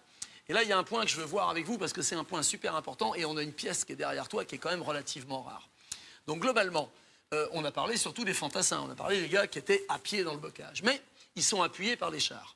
Et la principale question, c'est de savoir comment on fait pour évoluer dans le bocage avec un char. Ouais. On a vu l'univers, c'est quand même pas simple. En fait, ce qu'il faut voir, vous imaginez un char, donc avec son équipage, donc c'est un charman, c'est quand même relativement lourd. Il va approcher une haie de 2 mètres de haut. Qu'est-ce qu'il va faire? Il va grimper sur cette haie. Complètement. Et là, à ce moment-là, une fois qu'il va être au top de la haie, il va présenter la partie la moins blindée, le dessous, au tir de l'ennemi. Les Allemands vont se faufiler à proximité. Avec ça, il faut être à moins de 30 mètres quand même. Et ils vont détruire le char. Il me semble que les Américains, justement, aimaient bien le Panzerfaust parce que c'était infiniment plus utile que leur bazooka à eux. Eh ben, dans un premier temps, oui, mais ils ont aussi appris à se servir des bazookas et on en a doté un plus grand nombre dans les unités américaines, comme le FM-bar. Alors que le Panzerfaust, c'était assez standard, finalement. Ah ben oui, mais c'est une arme individuelle jetable. T'as un seul coup, après tu balances. Par contre, ils disposent, eux, de ce qu'on appelle le Panzerschreck. Et là, c'est l'équivalent du bazooka américain, mais en plus lourd. Et bon, pour finir mon histoire, quand le char a été détruit, il y a 3 conséquences importantes. Et ça, c'est des choses que beaucoup de gens ne savent pas. La première conséquence, c'est que tu as détruit un char. Donc ça veut dire que, tu as un char de détruit. Économiquement, il va falloir en produire un autre pour le remplacer. Il va même falloir du temps pour que le char arrive sur le front de Normandie. Bien sûr. Deuxième point, il va falloir que tu produises, d'une certaine façon, un équipage. C'est-à-dire qu'il va falloir entraîner des gars, et c'est très technique d'entraîner des tankistes. Un tankiste, c'est pas un fantassin, ça fonctionne pas pareil. Et troisième chose, on en parlait tout à l'heure, le moral des troupes. Les troupes américaines sont intimement persuadées que là où les chars passent, l'infanterie suit. Et s'ils voient les carcasses fumantes de chars, le moral en prend un coup comme c'est pas possible. Dans les témoignages, ils en parlent. C'est impressionnant. C'est impressionnant. Oui, le symbole de se dire ce qui est censé nous faire avancer peut même se faire exploser. Donc... L'attaque menée par les chars qui échoue, l'infanterie ne va pas aller bien loin. Mesdames et messieurs, je vous rappelle, pour ceux qui nous rejoignent, vous demandez où est le musée dans Normandie Victory Museum. On est juste à côté de 40 ans. Et si vous voulez venir le visiter, eh bien sûr, n'hésitez pas. Ce soir, il est fermé, mais à partir de demain, bien sûr, vous pouvez venir. Ouais, t'es bienvenu. Voilà. Et donc, l'objet que je voulais vous montrer est juste à côté. Il s'agit d'une herse métallique. Alors, c'est ce qu'on appelle, dans le domaine, un edge cutter. Et donc, tu mets ça à l'avant d'un char. Voilà. Okay. En fait, c'est une réponse des Américains au fait qu'ils avaient un mal fou à défoncer les haies ou au moins à passer par-dessus assez facilement. Donc, en fait, tu as un soldat américain, quelques soldats américains un peu plus ingénieux que la moyenne, qui font partie du 102e de cavalerie, qui vont inventer donc une sorte de herse qu'on fixe à l'avant du blindé et avec laquelle, non pas tu défonces littéralement l'aile, mais par contre, tu la franchis plus rapidement. Et donc, si tu la franchis plus rapidement, tu bénéficies de l'effet de surprise. Et ton soldat allemand qui devait arriver assez rapidement pour détruire ton blindé, il est un peu dépassé. Et tu reprends un avantage. Moi, j'ai une question sur les uniformes, parce que c'est vrai que la plupart des soldats américains, mais ça marche aussi pour les Allemands, on les voit ou en vert de gris ou avec la tenue sable un peu classique. Comment s'étaient définis les gens qui portaient plutôt la tenue camouflage Là, j'ai pas de bol. Parce qu'en fait, on n'a pas l'explication. Enfin, je vais te répondre globalement. C'est intéressant qu'on n'ait pas l'explication, justement. Mais pour les troupes américaines, tu as totalement raison. Elles ont leur tenue standardisée, qui est entre le kaki, l'olive drab, etc. Bon, ça, aucun problème. On va dire que 99% de la troupe porte ça. Pour les tenues camouflées qui sont ici, c'est une spécificité. On en trouve essentiellement pour la 2e division blindée américaine, la 2nd Armored Division. On en trouve un tout petit peu en dotation également dans la 2e d'infanterie, je crois, et un petit peu dans la 29e. Mais alors là, c'est un mystère. Personne ne sait exactement comment la dotation a été effectuée. Je pense qu'un jour, quelqu'un va trouver un rapport américain et va dire si, ça y est, les gars, on sait maintenant. Mais du coup, c'est ouf que vous ayez des pièces comme ça, si elles sont rares et pas. C'est quand même des pièces de zinzin, du coup, de les avoir là dans le musée. Parce que c'est que des vrais, quoi. Ah oui, tout original. Là, oui, là, tout original, tu peux y aller. Parce que tu dis que. Oui, bien sûr, tout est original, bien sûr, c'est normal. C'est absolument normal. C'est absolument fou. Bien sûr, évidemment. Non, mais c'est vrai, par contre. Là, il n'y a pas de souci sur cette tenue-là. Et on peut faire la comparaison avec ce que vous avez en face. Tout à fait. Voilà le camouflage du soldat allemand. Là, c'est un parachutiste allemand, donc vous imaginez un sous-officier, lui sort de 2 mois de combat. Et là encore, on parlait des mannequins. Vous vous rappelez au début les mannequins très rigides qu'on a vus? Là, on est sur un travail qui est fondamentalement différent. C'est carrément une commande. C'est-à-dire que je travaille avec 2 spécialistes hollandais, dont c'est la passion. Et à partir d'un mannequin rigide, tu vois, qui est tout simplement aligné comme ça, ils vont te le transformer pour obtenir cette impression d'un soldat qui sort de 2 mois de combat, qui est un petit peu voûté, qui en veut plus beaucoup, qui a les traits tirés, mais qui continue quand même le combat. Et ce qui est intéressant, c'est qu'il porte la tenue de camouflage standard des parachutistes allemands, qui leur permet de se fondre dans le bocage assez facilement, quoi. Les gens disent dans le chat, question bête, mais du coup, les armes aussi sont originales? Oui, Alors, toutes les armes sont originales, elles sont toutes neutralisées. Bien sûr. Par contre, ça veut C'est dire qu'elles sont obligatoire. hors d'état. Oui, on a une législation à respecter. Donc, Tout à fait, et on le fait évidemment. On avait une petite surprise à vous montrer, mesdames et messieurs, ce soir, puisqu'il y a un objet qui ne fait pas forcément partie de la bataille de Normandie, mais qui est quand même, avec le film Imitation Game, devenu un objet un petit peu mythique et qu'on a la chance de pouvoir vous présenter ce soir. C'est une authentique machine Enigma, mesdames et messieurs, qui est juste là. non, vas-y. C'est assez... Bonjour. Bonsoir, Edmond. Bonsoir, enchanté Edmond. Donc je ne sais pas si Edmond a un micro, vous me direz, ah c'est parfait. Donc Edmond, c'est votre machine Enigma, c'est quand même assez dingue, merci beaucoup de nous l'avoir. Ça fait 8 ans que je suis chez Patrick au musée.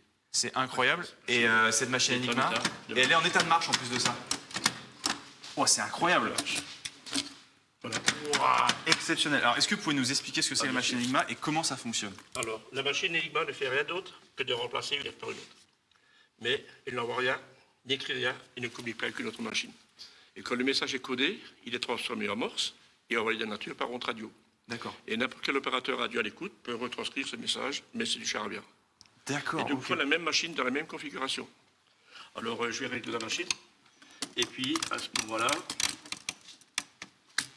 on va tout juste coder Normandie. Normandie, ok. Alors, le N est remplacé par le Z. Le O est remplacé par le B. Vous voyez, ça s'allume bien à chaque Voilà. fois. Vous continuez avec le R pour Bien sûr, je peux faire le R, Le R. Oui. C'est dingo, c'est dingo. Et tu utilises la machine. Non mais c'est exceptionnel. Ah ben ça, c'est Je le sais pas si vous vous Normandie rendez compte, Victory Museum. parce qu'il y en a combien des machines Enigma dans le monde à l'heure actuelle?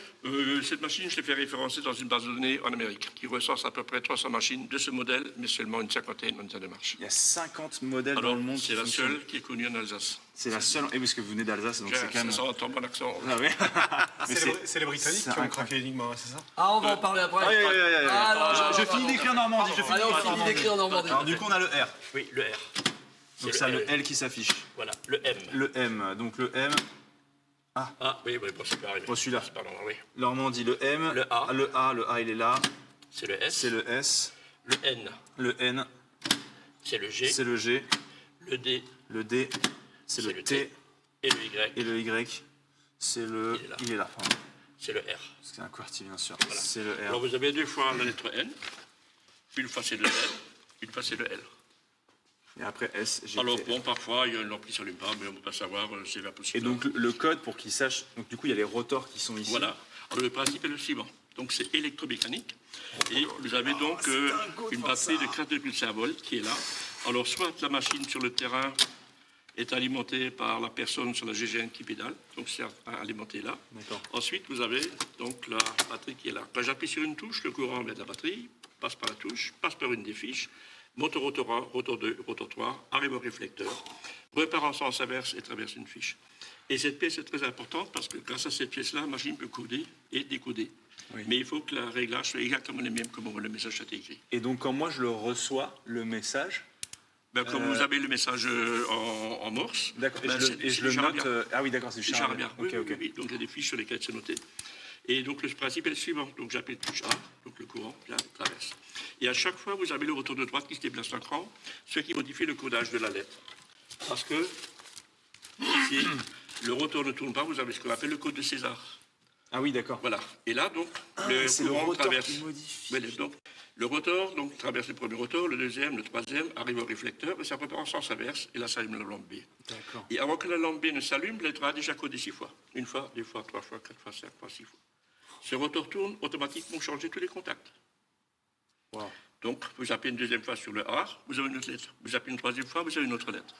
C'est énorme. Et au niveau du rotor, Donc je peux taper 4 fois R, ça sortira d'une Chaque lettre fois autre chose. différente. Chaque Oh, fois autre chose. l'enfer. alors vous avez ici, donc, par exemple, le câblage type d'un rotor.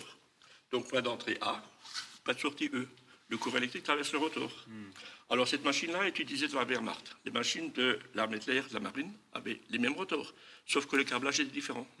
Ce qui veut dire qu'un message codé sur une machine de l'armée de terre ne peut pas décoder sur la machine de la marine. D'accord. Il fallait que ce message passe par la carte générale, et c'est les officiers qui faisaient suivre l'information. D'accord. Voilà. Alors là, vous avez des livres de code. Les livres de code sont mensuels, sont faits par le service du chiffre à Berlin. Ils remis aux officiers aux réunions de quartier général. Première colonne, le jour du mois. truc comme ça. Donc ça, c'est le jour du mois juste Voilà. ici. Ensuite, vous avez le positionnement des rotors. D'accord, donc Donc, là, c'est ici, voilà. par exemple, si on veut faire la première ligne, imaginons. Genre, Non, parce que la machine de 42 est livrée avec 5 rotors. Pendant la d'accord. machine est de l'extérieur de ce coffret. Et les rotors 4 et 5, je ne sais pas. Parce qu'à certains moments, il faut les rotors 4 et 5. d'accord, ok, faut Ça, c'est le réglage du rotor. Et ça, c'est les branchements des fiches à l'avant de la machine. Donc en plus, il Donc, faut le tous faire les les jours, branchements. tous les jours à midi, enfin à minuit, il sortait les fiches et les positionnait. Il sortait les rotors. Voilà. Alors, ce qui est important au rotor, c'est le numéro. Ça, c'est le rotor numéro 1. Le rotor numéro 2 et le rotor numéro 3, avec le numéro de la machine. D'accord. Alors, vous avez ici, le chiffre A correspond à la lettre A. Le courant électrique arrive sur ce picot, traverse le rotor et sort de l'autre côté, peut-être au P. Je ne connais pas le câblage à l'intérieur. Sur ce rotor, le courant entre A sur peut-être au E. Là, il rentre A sur peut-être au X. Mais ce qu'il faut faire tous les jours également, c'est de modifier le réglage de l'anneau. Là, ça sort plus au P, mais ça sort au F. En fonction du document. En fonction du document que j'ai entre mes mains, du coup. Alors, la machine telle qu'elle est là, il a des milliards de combinaisons. C'est-à-dire déjà, avec les 3 rotors de la machine, vous avez 26 au cube. 17 756 combinaisons. Je me pose la question de qui l'a décodé, mais qui l'a inventé, la machine? Ah, ça, c'est le monde qui va te raconter ça. Parce que premier pour avoir modèle- cette idée-là, quand même, il faut se dire... Mais c'est un ingénieur allemand, non, un ingénieur hollandais. Ah, tu sais, ah. Ah, ça, je me rappelle pas. C'est pour ça que je te laisse faire. Et parce ce que- brevet est revendu à un ingénieur allemand, Arthur Schiabus. C'est la fin de la Première Guerre mondiale, puis pas du militaire, c'était mort. Et donc, il va prendre cette machine pour éviter l'espionnage industriel dans les échanges entre les banques et les grandes entreprises. Ah, là-bas, c'était pour ça. Voilà. Et parce que c'est la fin de la guerre, du point de vue militaire, c'était mort. Et donc, il présente la machine en 1923 à Berne. Et c'est en 1926 qu'un officier allemand, Feldgebel, entend parler de cette machine. Et il voit tout le potentiel qu'il a dans cette machine. Et il fait que la marine allemande, la Reichsmarine, l'adopte en 1926.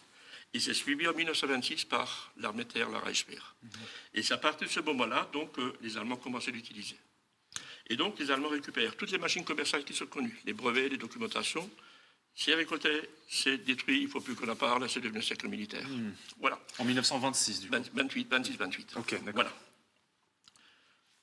Et puis, c'est Alexander Koch, l'Allemand, le Hollandais qui a monté. Et puis, il commence à l'utiliser en 1928. Les premiers à s'en apercevoir, ce sont les Polonais. La Pologne a quelques milliers de kilomètres de frontière avec l'Allemagne. À l'époque, les Polonais déchiffraient tous les messages de l'armée allemande. C'était un système de chiffrement manuel basé sur 6 lettres. A, D, F, G, V, X. Et un beau jour, ça ne marche plus. Donc, il y a un problème. Et il s'avère que en Pologne, il y avait un mathématicien de 27 ans, Marian Rejewski. C'est l'équivalent d'Alan Turing en Angleterre. Et c'est lui le premier qui déchiffre Enigma. Il a déchiffré, vraiment? En décembre 1932. Waouh, ah oui, donc même avant Voilà. la guerre, il avait déchiffré. Ah oui, Enigma. c'est du côté Ah, moi, je de la pensais guerre. qu'ils avaient commencé... c'est là où le cinéma ils ont a vraiment Turing, déchiffré. Turing a beaucoup profité des travaux des Polonais. Si vous regardez le film Imitation Game, Oui. à certains moments, vous le voyez travailler avec des feuilles perforées. Tout à fait. Ben, c'est les feuilles de Sigalski, un collègue de Rejewski. C'est Rejewski qui a inventé ça. Alors Rejewski a remarqué que la machine a une très très grande faiblesse. C'est-à-dire, je veux faire un A, mécaniquement, je ne peux pas afficher de A à ce niveau-là. Ah, ça tombera jamais sur le A. C'est un circuit électrique, donc c'est pas possible. Ensuite, donc déjà, on avait vu tout à l'heure pour les capacités de la machine, 26 au cube, 17 756 combinaisons. Ok. Le fait de rajouter 10 paires de fiches à l'avant de la machine, ça monte à des milliards de combinaisons. Et là, pour vous donner un ordre de grandeur, si toutes les minutes vous appuyez sur une touche, vous en avez pour 42 000 ans pour revenir à votre point de départ. Et le code est échangé tous les jours à minuit. Donc les Allemands étaient sûrs, certains, l'ennemi ne dispose pas du temps matériel pour casser Enigma. Mais les Allemands sont plantés. Et ça, il leur a pris en 1973 que les Alliés avaient cassé le code. Ils ont appris qu'en 1973. Oh, Oui, la ils avaient toujours fait le folie. nécessaire. Voilà. Et donc, de ce fait, ça réduit la durée de la guerre de plus de 2 ans et ça a sauvé des millions de vies humaines. Et ils l'ont su quand le colonel Winterbottom a eu l'autorisation de la reine d'Angleterre de publier ses mémoires. Winterbottom était chargé de sécurité à Bletchley Park. Et ce qui est extraordinaire, c'est pas des mots pas connus, à la fin de la guerre, les Anglais ont récupéré près d'une centaine de machines qu'ils ont continué à utiliser dans le Commonwealth, à l'insu de tout le monde. Personne n'était au courant. Mais non. Et Voilà. ça a été arrêté en 1970. Et donc, la reine d'Angleterre a autorisé Winterbottom à publier ses mémoires. 90, du coup. Donc, 73, Winterbottom, 74, donc Gustave Bertrand avec ce livre Enigma, et l'année d'après, Paul Payol, notre chef Hitler. Wow, c'est Ah, mais ça, incroyable c'est l'histoire. extraordinaire. L'histoire Alors est donc, Il exceptionnelle. me semble que tous les pays avaient ce genre de. Je crois que les Américains ils utilisaient l'Apache ou le Sioux, un truc comme ça pour communiquer. Oui, mais ça c'est un langage, parce que Oui. il n'y avait pas de. Ils il n'y avaient avait pas déjà une d'écriture. machine à coder. Hein. Voilà. Ils ont une M209, c'est la machine à coder. Mais c'est quand même moins Oui. performant. Moi, on j'avais va su, dire. j'ai une C36 que j'aurais pu montrer, mais bon, Ah, ça, ouais. c'est- Ouais, moi, bon, ça, ça c'est- aurait moi, été, c'est- ouais, c'est déjà génial, hein, c'est franchement. pas grave. Mais rendez-vous Alors- compte, on vous a dit 50 machines comme ça qui sont actuellement dans le monde Alors- référencées en état de marche. C'est quand même dingue. Et là, C'est vrai l'intérêt, que, c'est du coup, qu'au tout ce que Normandie faisaient les Allemands, les Alliés le Victory faisaient. Quoi. Là, Les Alliés vous en le avez faisaient deux. à l'avance. Là, il y en a 2 du coup. Oui. Sur les 300. Bon. Et dans l'année prochaine, c'est le stage opérationnel. Absolument. Oui, Elle se oui, on reprend- termine. vous là, allez on la termine. réparer Oui, pour oui. l'année Eh ben, en prochaine fait, on est en train de travailler avec une école d'ingénieurs de Cherbourg qui est les X, que je salue tiens, au passage. Et on est en train de terminer les derniers câblages et ça devrait permettre de faire fonctionner la machine l'année prochaine pour les 10 ans du musée. Donc là, on invite les gens à venir, on fera une démonstration avec Edmond. Je ne sais pas comment on organisera ça, on trouvera un scénario, mais ça devrait être plutôt sympa. Wow, trop intéressant. Alors, ce qu'il y a aussi avec Rijewski, donc il a vu le A, lettre qui n'apparaît pas, une autre faiblesse opérationnelle de la machine. C'était abandonné très très rapidement, c'est-à-dire que l'opérateur, pour s'identifier, devait taper 2 fois 3 lettres. Interdiction de faire les mêmes. Donc, admettons que l'opérateur tape QHY, QHY. Et Rijewski a remarqué que la première et la quatrième, la deuxième et la cinquième, la troisième et la sixième lettre avaient été faites avec les mêmes touches. Et avec ces paramètres, il est arrivé à reconstituer de façon mathématique le câblage de rotor. C'est extraordinaire. Ah, C'est c'est extraordinaire. impressionnant. hein. Déjà, quand vous nous l'expliquez, déjà, je suis en mode, ok. Oui, oui. Alors, J'essaie de ce qu'il y a, saisir tout ce qui donc- se passe, mais là, c'est Alors, incroyable. Ce qu'il y a aussi, c'est qu'on va revenir en 1931. L'ambassade de France à Berlin reçoit la visite d'un Allemand. Cet Allemand, c'est Hans Thilo Schmidt, notre code HG. C'est le frère du grand patron du chiffre à Berlin. Voilà, cette personne avait accès à des documents ultra secrets. Il avait besoin de beaucoup d'argent parce qu'il fréquentait beaucoup les femmes. Et puis, ce qu'il propose aux Français était tellement énorme que les Français ne donnent pas suite. Ils ont cru que c'est l'opération d'intoxication de leur service. À ce moment-là, donc, l'Allemand revient à la charge et c'est le capitaine Gustave Bertrand qui est chargé de rencontrer cette personne. La rencontre, Bertrand était chargé du chiffre à l'état-major. Donc la rencontre a lieu le 1er novembre 1931 à Verviers, en Belgique. L'Allemand est au restaurant de l'hôtel, a bien mangé et des bien boire. Bertrand, premier étage, photographie tous les documents ramenés. Parmi eux, les plans d'énigme. Et ces plans sont actuellement consultables au service historique de la défense à Vincennes dans le dossier Gustave Bertrand.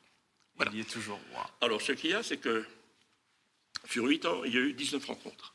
Et chaque fois, donc, l'Allemand repartait avec 10 000 Reichsmark. Et donc, Bertrand propose ces documents à l'état-major français, qui avait entendu parler de la complexité d'énigmes. L'Allemagne a signé un traité de Versailles en 1919 qu'il a atteint des armées, donc c'est pas d'actualité. En plus, document proposé, incomplet, donc inutilisable. Voilà. Ces Ils n'ont documents- jamais utilisé les documents qui avaient été non, récupérés. les Oh là documents là se là. proposaient à leur Oh, anglais. l'erreur. Même réponse. Il commet des accords secrets avec les services de renseignement français et polonais. L'autorisation les apporter à Major Langer à Varsovie, où il était accueilli à bras ouverts. Ah oui. Et c'est à partir de ce moment que Rijewski fait d'énormes progrès. Il ne faut pas oublier qu'à l'époque, la machine n'avait que 6 paires de fiches et le changement était fait une fois par mois. Ah, donc, du coup, ils ont Voilà. amélioré après la machine Voilà. au fur et à Et donc, mesure. il a pu déchiffrer pratiquement 70% des messages interceptés jusqu'en 1938, au moment où les Allemands ont complété avec les fiches, livré les machines avec les 5 moteurs. Et ce qui est aussi, donc, les Polonais ont fabriqué des machines. Ils ont fabriqué un cyclomètre, c'est-à-dire un appareil pour calculer la répétition des différents cycles. Ok. Ils ont inventé une bombe cryptologique, 1,22 m haut, avec 6 fois 3 moteurs.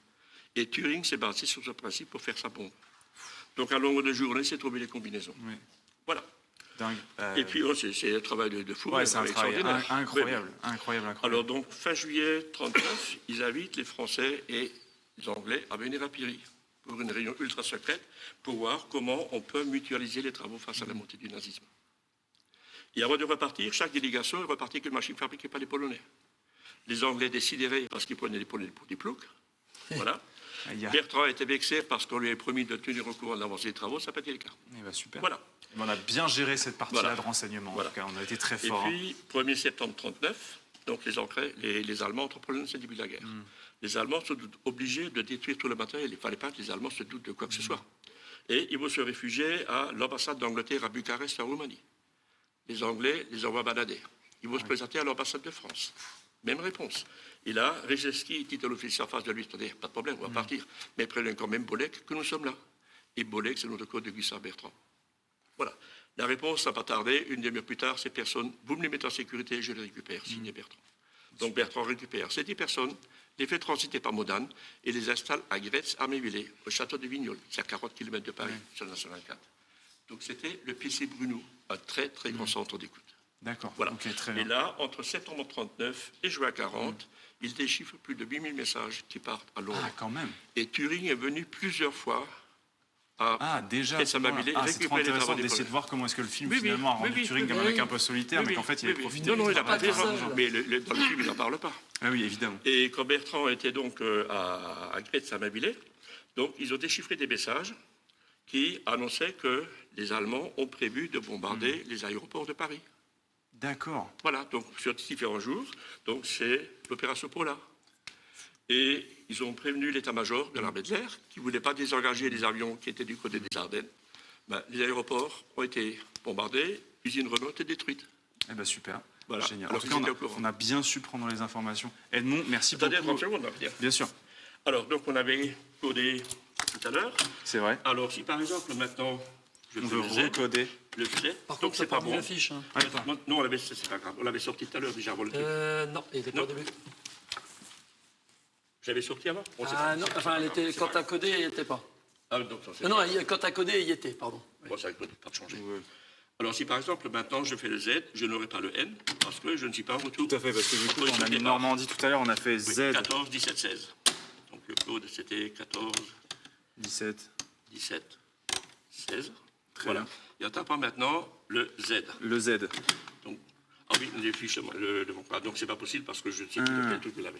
Ah, Et il y a- là, on retrouve, On retomberait sur Z, etc. Je suis vraiment désolé. hein, Mais non, mais il n'y a donc, aucun c'est souci. pas grave. Non, mais on sait que oui, ça devrait Edmond, c'était faire inverse. hyper intéressant. Merci, merci Mais avec beaucoup. plaisir, C'était absolument avec plaisir. passionnant. Merci beaucoup. En tout cas, le chat, c'est les gens Oui, qui oui. nous regardent se sont régalés. En vrai, on pourrait faire un live complet sur Alors, l'Enigma. ce une qu'il vidéo y a, c'est après. que dès qu'il y a un élément qui manque, au niveau entre le message joué qui est écrit et redécodé, ça marche pas. Ah oui, c'est ça. Là, en on l'a fait. vu. Donc, Exactement. Donc, voilà. il faut vraiment que ça reste précis Voilà. dans le codage. Voilà. Merci beaucoup, en tout cas, Merci, avec Edmond, plaisir. pour ça. Les gens étaient absolument passionnés par ce que vous avez raconté. Donc, merci. Merci beaucoup. beaucoup. Merci Et, de vos c'était visites super. pour On a eu la Normandie chance de Victoria. voir une machine Enigma marcher devant nous. Oui, Donc, oui. c'est juste exceptionnel. Ouais. Donc, on est extrêmement chanceux. Merci, Merci. merci beaucoup. Et on n'a pas fini notre visite encore, parce qu'il reste encore des choses à voir. Et non. Et on était du côté allemand avec la machine Enigma, Eh ben, on va rester. parce que du cette côté scène-là, je allemand pense que avec, c'est une bah de mes oui. préférées du musée, parce que je la trouve tellement... Eh ben, t'as bon goût. Je la trouve vraiment dingue, d'une, mais aussi parce que les pièces qui sont dedans Ah oui. sont Oui. exceptionnelles. Et là, on est sur. Alors, ça peut être la suite de ce que racontait Edmond, puisque on est sur un poste temporaire du 6e régiment parachutiste allemand le 28 juillet aux alentours de Coutances. Et il y a une patrouille qui s'apprête à partir pour savoir dans quelle mesure ils vont pouvoir échapper à l'encerclement. Parce qu'en fait, on les a quittés au moment où ils étaient dans le bocage et où le front piétinait. À partir du 25 juillet, il va y avoir une percée qu'on appelle la percée Cobra. C'est-à-dire qu'ils vont enfin reprendre la guerre de mouvement telle qu'ils l'avaient prévue. Et les Allemands vont être pris de vitesse. Ouais. Et donc, les troupes américaines vont déferler vers le sud du département. Les Allemands se retrouvent donc dépassés, avec une mobilité insuffisante. On parlait des chevaux. Voilà, par exemple, un attelage tel que ça pouvait On en parlait l'être tout à l'heure avec Fred. au printemps ou à l'été 1944. Et derrière, donc, tu as un poste temporaire avec des fantassins et des officiers du 6e régiment parachutiste, lesquels portent des tenues tout à fait spécifiques. Hein. Donc, c'est ce qu'on appelle la blouse de saut, avec un camouflage à peu près équivalent à celui qu'on a vu tout à l'heure, mais qui permet vraiment de fondre le soldat dans la végétation sans difficulté. Tu vois d'ailleurs, pour reprendre ce que tu disais, que ces soldats-là portent une espèce de sacoche en toile sur le ventre, là. Bah, c'est encore la fameuse sacoche à masque à gaz, sauf que là, c'est un modèle plus allégé, plus fonctionnel pour les paras. Et puis, ce qui est aussi très intéressant, c'est le sous-officier qui est derrière, qui porte une blouse de saut qui a été modifiée sur le terrain, c'est-à-dire qu'il a fait coudre sur une manche des poches pour mettre des fusées pour le pistolet à fusée, et sur l'autre manche, il a fait coudre l'équivalent d'un porte-carte. C'est une des seules tenues comme ça qui soit connue, et c'est la seule qui soit sortie de Normandie C'est vrai? en 2009, je crois. Sur le quelque chose porte-carte, comme donc ça. celle qui est Ouais. là-bas, du coup. Voilà, on va dire sur notre droite, tu vois le repli Oui, d'une oui. poche et un crayon, Ah, c'est wow. le porte-carte. On les Et détaille. sur notre gauche, eh bien, tu vois les logements pour les fusées Ouais, tout qui à fait. permettent de, voit très bien, de charger effectivement. assez rapidement un pistolet à fusée. On le voit tout à fait. On le voit tout à fait. Oh, c'est vraiment Et notre soldat porte donc le boîtier bakélite noir pour mettre la paire de jumelles qu'il a au cou. Et puis une mitraillette de type Schmeisser, le MP40, puisqu'il s'apprête à partir en patrouille. Moi ici j'ai une question parce que du coup le casque qu'il porte, parce qu'on a souvent un peu la nuquière classique, et on voit surtout les tenues allemandes depuis tout à l'heure. C'est quoi, pourquoi est-ce que j'ai l'impression que le casque est raccourci un petit peu à Alors oui, l'arrière? c'est un casque modifié, c'est le M38, c'est modifié pour les parachutistes allemands de façon à éviter les accidents, notamment le coup du lapin lors du saut. Ah oui, d'accord. Donc par rapport au casque standard qu'on appelle le Stahlen depuis la Première Guerre mondiale, là on est sur quelque chose de beaucoup plus moderne. De toute façon, l'arme parachutiste, c'est vraiment quelque chose de très moderne, c'est un élément déterminant dans la Seconde Guerre mondiale. On connaît le rôle des para-américains par exemple, ou même des para-anglais, puisqu'on parlait des Anglais tout à l'heure. Mais les para-allemands vont être ceux qui vont donner le plus de fil à retordre aux Alliés pendant les combats de Normandie, parce qu'en fait, ils ne sont plus utilisés comme une arme parachutiste qu'on va larguer sur des points, mais ils sont considérés comme des troupes d'élite, voilà, aux côtés de la SS. Ce sont des troupes d'élite avec une formation et avec aussi un fanatisme conséquent, parce qu'ils sont très jeunes. Donc, ils ont vécu depuis 1933 l'embrigadement dans les jeunesses hitlériennes. Donc, ce sont des purs produits du nazisme, mais qui sont quand même relativement bien encadrés par des officiers plus âgés, plus expérimentés, qui ont notamment fait, par exemple, les sauts de 1940, les combats de la Crète et tout ce qu'on veut.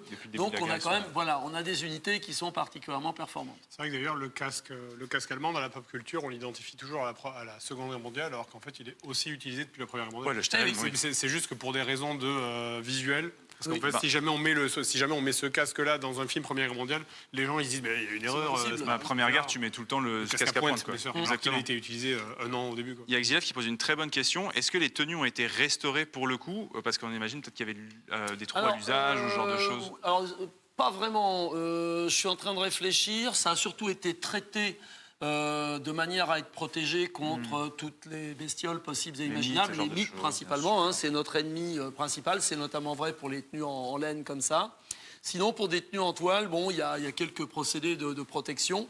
Mais globalement, non, elles sont telles qu'elles étaient, telles qu'on les a découvertes en 1944. Il y a eu un dépoussiérage, un nettoyage. Il y a eu une petite restauration dans le dos de celle-ci, parce que, pour la petite histoire, on sait en plus à qui elle a appartenu. Il s'agit d'un sous-officier allemand qui a été blessé pendant les combats à la sortie d'un village qui s'appelle Cambernon, où ils étaient occupés à ralentir la progression des troupes américaines. Le sous-officier est blessé, il prend un éclat dans le bas du dos. Donc, il est évacué par ses camarades sur une planche. Et parce qu'il n'y a pas de brancard, il le ramène jusqu'au poste de secours. Et au poste de secours, l'infirmier ou le médecin-chef détaille la tenue du haut en bas pour voir l'état de la blessure. Il le soigne et bien sûr évacue la tenue dans un coin. Et puis le blessé est évacué.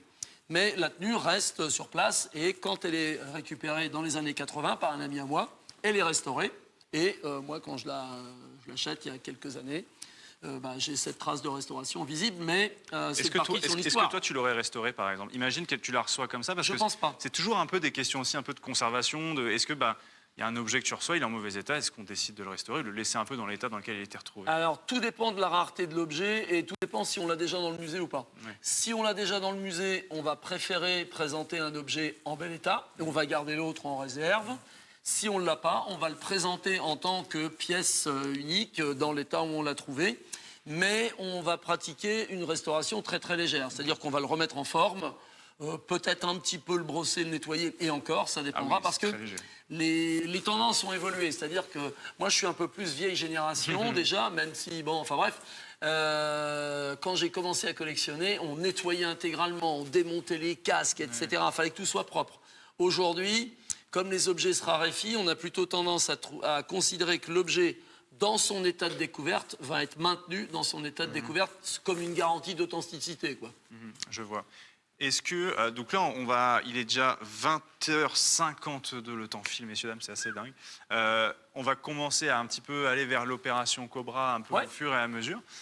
Mais tu nous as parlé d'objets, de ces objets-là qui sont des objets très très rares. Est-ce que toi, tu as un objet préféré dans le musée? Est-ce que toi, tu fais partie des grands collectionneurs? Oui, mais on est passé devant, mais on peut y retourner. On va faire un petit... On peut retourner rapide. Allez, on en a pour 2 minutes. On va retraverser la comme ça, on a un peu en mouvement. Et puis, je vais te montrer un objet. Voilà, c'est pas grand-chose. Parce qu'en vrai, je me dis, tu as amené tellement d'objets ici dans ce musée que c'est quand même chouette de voir. On estime qu'il y a entre 15 000 et 20 000 pièces. Hein. On est en train de faire les comptes, de toute façon, pour savoir exactement où on en est. Qu'est-ce que c'est? Voilà. Et l'objet en lui-même, c'est une partie de mon histoire. En fait, la ferme où j'habite, c'était en 1944 le site d'implantation, à partir du 3 juillet jusqu'au 29, le site d'implantation d'une unité de DCA allemande qu'on appelle la Leichte Flak-Abteilung 752.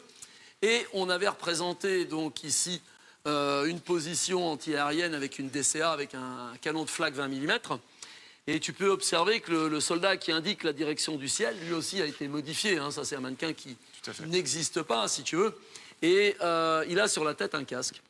Le casque qui est Voilà. là-bas sur le... Le casque avec le grillage, là, voilà, un casque gris-bleu qui finalement est assez banal. Et alors, pour la petite histoire, il y a déjà quelques années de ça, j'ai une amie anglaise qui vient, qui visite le musée, et puis, bon, elle est venue par politesse, tu vois, ça l'intéresse, mais sans plus. Et elle me dit à la fin, oh, mais si tu as un seul objet que tu gardes quoi? Et là, bah, j'ai bugué, quoi. Ah, tu Je me m'étonnes. suis dit, mais alors, attends, c'est vrai, ça serait quoi? Alors, je me suis dit au début, ce serait peut-être l'Enigma. Ah, puis non, et j'ai réfléchi, je me dis non, ça serait ce casque-là. Parce qu'en fait, bah, la chute de l'histoire, donc ce casque-là, il appartient à un soldat qui est cantonné sur ma ferme en juillet 44. Il l'oublie, il l'abandonne, il le perd sur la ferme. Et bah, une cinquantaine d'années après, moi je suis gamin, je joue avec tout ce qui traîne à la ferme. Et on était deux équipes de sales gamins, de sales gosses. On avait deux casques, un américain, un allemand.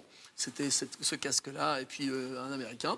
Et on tirait au sort bah, qui jouait les Américains, qui jouait les Allemands, et puis on jouait la guerre. Enfin, on a tous fait ça, quoi. Et j'ai retrouvé ce casque-là bah, une dizaine d'années plus tard, abandonné dans un coin. Et je ne vais pas dire que c'est le début de ma collection, mais enfin, c'était quand même une pièce intéressante. Et je me suis dit, maintenant, bah, je vais le conserver en tant que pièce de collection. Donc, il a une histoire en tant que pièce de collection, mais il a aussi une histoire perso. Oui, quoi. complètement, Voilà. je vois. Donc, voilà. Et vous tiriez au sort. Mais alors, toi, Fred, est-ce que tu aurais tiré au sort américain ou allemand, toi? On faisait ça toutes les semaines. Hein.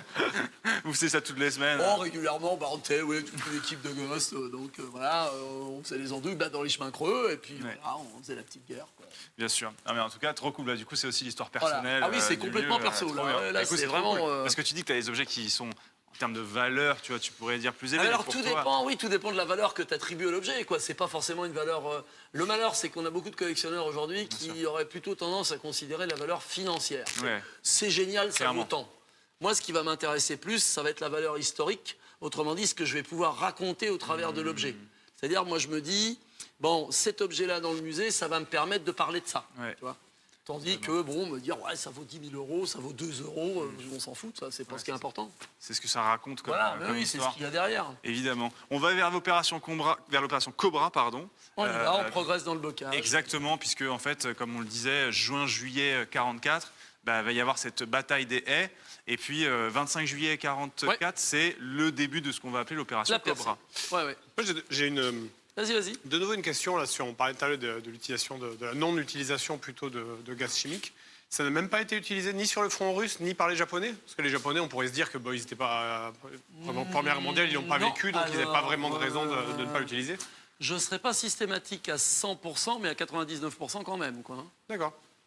On n'a pas une armée qui l'ait utilisée, du moins pour les gaz de combat. Massivement, Ok. quoi. en Voilà. disant- Après, il y a toutes sortes d'autres formes de supports qui ont été utilisés pendant le conflit quand même. Peut-être que dans tous les internautes, il y en a qui vont commenter. Hein. Ouais, ça se trouve, bah, tu sais que des fois, on a des gens qui sont spécialisés Ah, dans le justement. sujet. et Oui, tout ça. ça, bah, pourquoi pas. En Là, tout cas, je serais c'était preneur. Hein. c'était absolument pas la règle dans la Seconde Guerre Ah non, mondiale. du tout. l'utilisation des gaz. Trop effrayé par... Et je vois cette scène là, à quel point les Allemands ou les Américains d'ailleurs prenaient des prisonniers. Est-ce que c'était normal? Ah, c'est systématique, oui. C'est-à-dire qu'il y a eu quelques cas, peut-être, d'exécution un peu plus sommaires Parce que que sur prévu. le front russe, c'était plus Ah ça. ouais, c'est complètement différent. Oui, Ouais. oui, mais Front de Normandie, mis à part peut-être les premières heures, les premiers jours où il y a eu un petit peu de flottement, mais globalement, les Allemands font des prisonniers. Les Américains sont d'ailleurs terrorisés d'être prisonniers par les Allemands parce qu'ils sont effrayés par ce que tu dis, justement. Et les Américains, de leur côté, font des prisonniers allemands. Très rapidement, les camps temporaires se mettent en place, etc. Il y a toute une logistique qui est organisée. Est-ce que la guerre, on peut dire que la guerre à l'Ouest, elle était plus civilisée entre guillemets? Oui, parce qu'il n'y a peut-être pas cet affrontement idéologique Racial entre aussi. les nazis d'un côté et les communistes de l'autre, hein, Ouais. parce que ils se détestent fondamentalement, et aussi entre les Ariens et les Slaves. Il ne faut pas l'oublier. Là, c'est une dimension sur le front russe qui est fondamentalement différente, qui permet de comprendre un peu les choses. Les gens dans le chat parlaient de l'unité 731, mais c'est une unité médicale qui fait des tests sur les gens. Oui. Et donc, ce n'est pas des gaz utilisés au combat, Ah, non, mais non. utilisés sur des populations civiles pour faire des tests absolument abominables. Donc, du coup, on parle vraiment là de gaz de combat utilisé d'une armée sur une autre. Donc là, Par effectivement, contre, on a moins sinon, d'exemples. ça me fait penser à ça. D'ailleurs, en termes de produits chimiques, on a tous les produits dopants qui sont destinés à permettre aux soldats, comme Bien la sûr, pervitine la côté pervitine. allemand. Ah, les Allemands Très étaient bon complètement de Norman. shootés sur la fin. Alors, tous shootés, c'est pareil. Il y a une partie de légende là-dedans Ouais, aussi. ok, d'accord. Parce que, tu vois, je vais te donner un exemple. Bon, moi, ça fait 40 ans que je collectionne. Ça fait quand même un bail en Normandie. Principalement en Normandie. Moi, l'essentiel des pièces que j'ai ici proviennent de Normandie. Elles ont été trouvées sur le champ de bataille.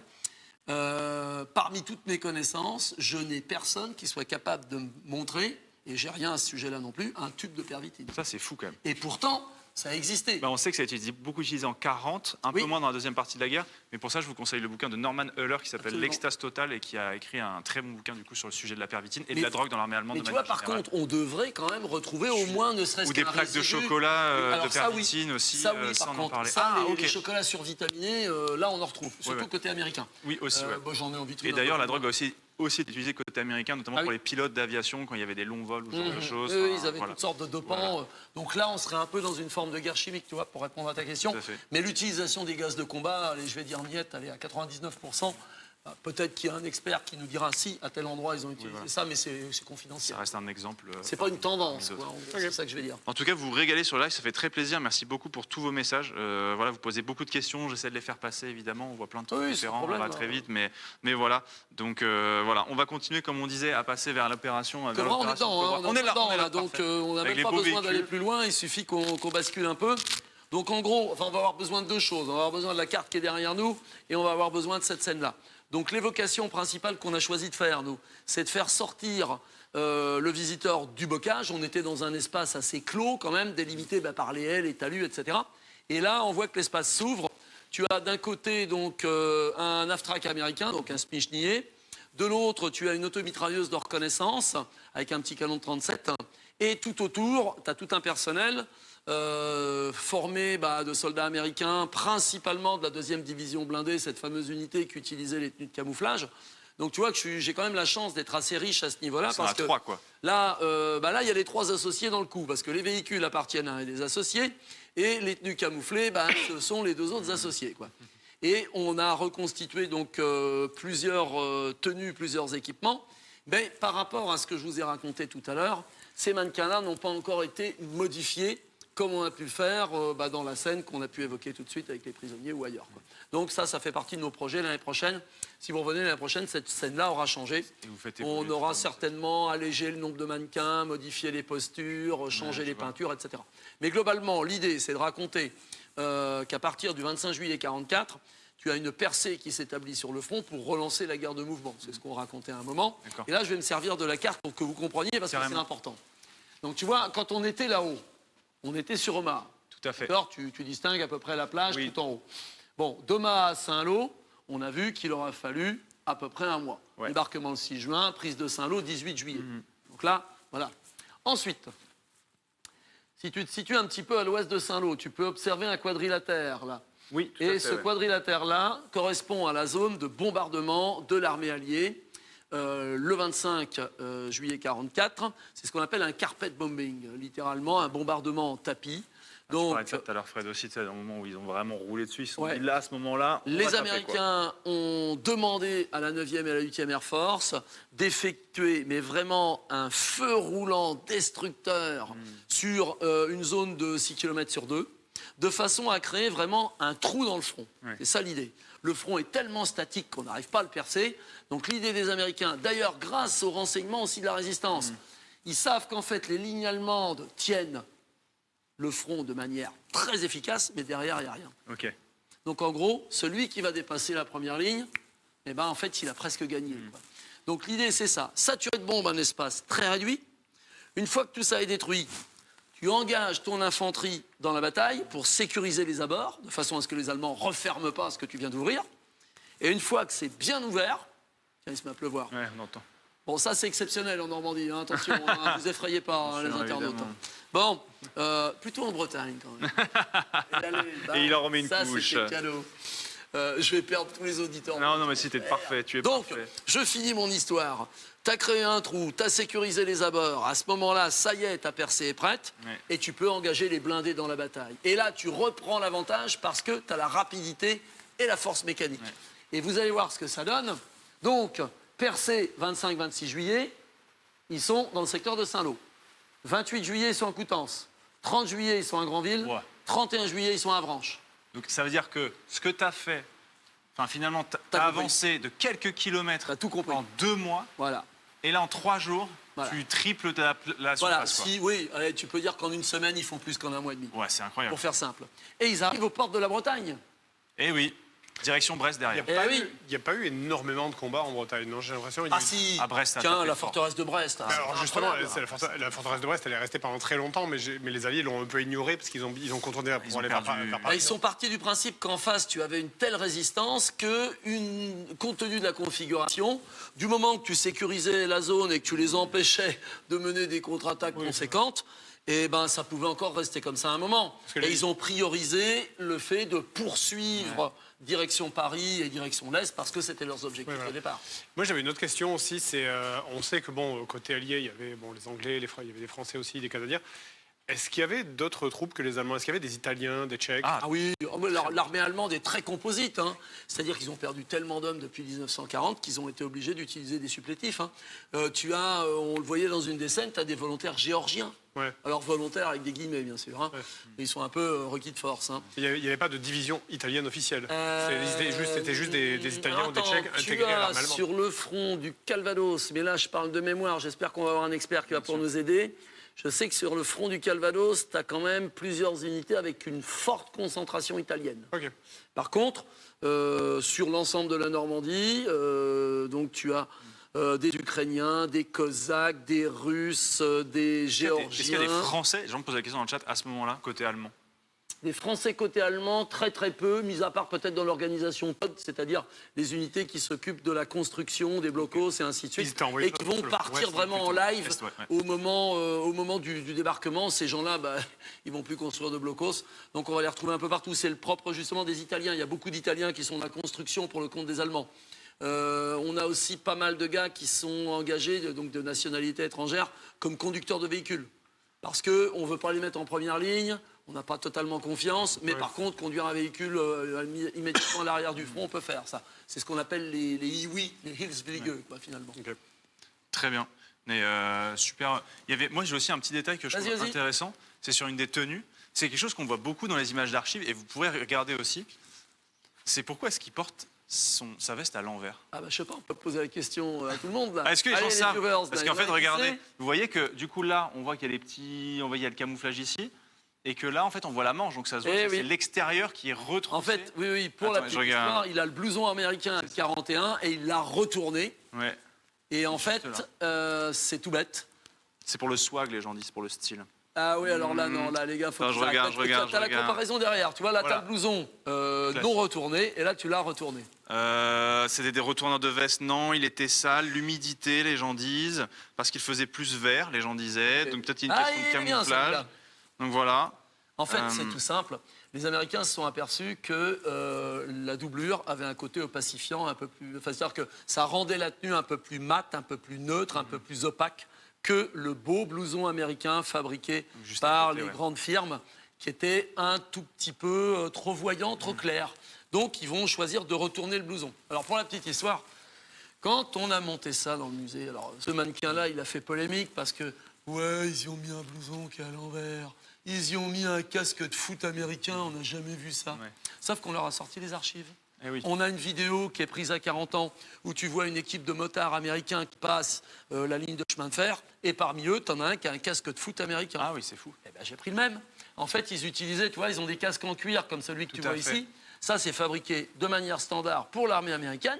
C'est le casque de protection pour les équipages blindés. Bah, tu as un gars qui a choisi de faire la même chose avec un casque de foot. Ok. Et on a fait la même chose. C'était pas trop connu à l'époque, mais maintenant, ça y est, c'est assez répandu. Trop bien. Pour ce qui concerne le blouson, on a trouvé des photos, on leur a dit, bah si, ça existe. Génial, trop fort. Ben voilà, maintenant vous avez la réponse et vous regardez sur les Voilà. images d'archives, c'est pas si rare que ça de voir Et vraiment non. des blousons qui sont retournés comme ça. Donc alors après, en face, on a évoqué la conséquence immédiate de Cobra, c'est-à-dire qu'ici, tu as une scène avec une concentration un petit peu plus germanique, dans le sens où les Américains vont faire énormément de prisonniers. Et ça, c'est la première fois que ça arrive, puisque rappelez-vous ce qu'on a raconté dans le bocage, avec une dizaine de gars, ils étaient capables de fixer un bataillon. Donc là, c'est l'effet inverse. Les Américains vont très vite, et ils ont en face d'eux des Allemands qui sont dépassés par le mouvement. Donc, en fait, on va capturer plein de prisonniers. Et là, tous les services de la propagande, du Signal Corps, etc., vont arriver et vont filmer en détail, photographier, parce qu'on n'a jamais vu des colonnes de prisonniers aussi importantes. Et c'est quoi la réaction de la population quand ils voient que, enfin, pendant les premières semaines de la guerre, même de juin-juillet, est-ce qu'il y a une forme de, on va dire qu'on va aller s'associer aux Américains assez rapidement, ou est-ce qu'on est plutôt passif, on attend de voir ce qui se passe? Alors, il y a deux choses. Il y a une perception côté américain, il y a une perception côté français. Côté américain, déjà, je vais commencer par ça, parce que c'est important. Lorsque le renseignement américain a enquêté sur l'opinion des Français, l'information qui est remontée n'était pas très flatteuse pour nous, parce qu'on leur a dit, écoutez, les Français, c'est quand même un pays qui collabore avec les Allemands, c'est un pays qui ne nous est pas favorable. Donc, avant le 6 juin 1944, les troupes américaines vont recevoir des petites notices, des petits livrets leur disant « Vous rapprochez pas de cette population. En plus, les femmes auraient bien toutes sortes de maladies. Bon, elles sont faciles, mais elles auraient bien toutes sortes de maladies. Super. » Non, mais voilà ce qui se dit. Attention, ça va changer. Et surtout, méfiez-vous des Normands parce que, vous méfiez-vous des Français en règle générale, ils sont proches des Allemands. Bon. Et donc, lorsque les Américains arrivent, il se passe des trucs assez étranges. Par exemple, on imagine, toi, tu vis dans ta petite commune, et puis les Américains arrivent, tu es tout content, tu arrives avec ta bouteille, et tu veux leur payer un verre. Ah, ils vont dire non, non, buvez avant. Ils n'ont pas confiance. Et là, tu es surpris, parce que toi, tu vois, tu as idéalisé la victoire. Tu te dis, ça va être un super moment, on va boire un coup, on va partager, tout ça. Eh bien non, ça ne se passe pas comme prévu. Ou alors, tu arrives en disant, mais il y a encore 2-3 Allemands qui sont dans ma ferme, ils sont dans un grenier, ainsi de suite. Les gars te disent, OK, on y va avec une Jeep, vous montez avec nous, puis ils te font monter devant. Sur le capot. Alors déjà, tu n'es pas trop à l'aise, parce que la Jeep, tu ne connais pas, puis tu te retrouves déjà sur le capot. On arrive dans ta cour de ferme. Bon, ils sont où? Ils sont dans le grenier, ils sont là-haut, par exemple, tu vois. Eh bien, allez-y, montez devant. Ils n'ont pas confiance, parce qu'il y a eu quelques traquenards, et surtout, il y a eu cette fameuse propagande. Sauf que, à force de côtoyer les Normands, au bout d'un mois, tu as des rapports qui, à l'inverse, vont partir de la troupe et qui vont remonter jusqu'aux états-majors en disant, attendez, ils ne sont pas comme ça, les Normands. Au contraire, ils sont contents de nous voir. Ils viennent vers nous, ils nous rendent service, ils nous informent des positions que les Allemands ont pu mettre en place, etc. Donc l'attitude change, si tu veux. Le rapport entre Américains et Allemands, entre Américains et Français change. Alors côté français, puisqu'il faut que je te fasse une réponse en 2 temps, côté français, je dirais que dans un premier temps, dans les premiers jours, ils ont pris tellement cher avec les bombardements, les mitraillages dans tous les sens que ils veulent bien la libération, mais ils ne voudraient pas que ça se passe chez eux. Quoi. Globalement, si le débarquement avait pu se passer ailleurs, mais bon, ça y est, c'est parti. Donc, ils vont être un peu abasourdis par ce qu'ils voient. En plus, le côté moderne de cette armée, mais alors, ils n'ont jamais vu ça. Tu es chez toi, tu as 2 champs de pommiers, et puis le soir, ils ont décidé de monter un terrain d'aviation. Ils sont arrivés avec des bulldozers. Tu n'as jamais vu un bulldozer de ta vie. Et ils ont fait disparaître le champ de pommiers. Et concrètement, tu as les P-47 qui s'installent dans ton jardin. C'est un autre univers. Le plaisir. Mais oui, c'est relou quand même là. Tu sais, c'est. Vous pouvez m'en laisser 2-3 des pommiers dans le coin, s'il vous plaît, ce serait cool. Quoi. Puis si vous pouviez éviter les patates, c'était pas mal. Mais bon. Non, mais il faut imaginer que ces 2 mondes, c'est un peu comme si, le Moyen-Âge et le XXe siècle se rencontraient. Je ne suis pas en train de dire qu'on était super en retard, mais on n'était quand même pas super en avance en Normandie. Hein. Comme dans d'autres régions, on va pas faire de polémique. J'entends ce que tu veux dire. Mais bon, mais globalement, il y a cet effet-là.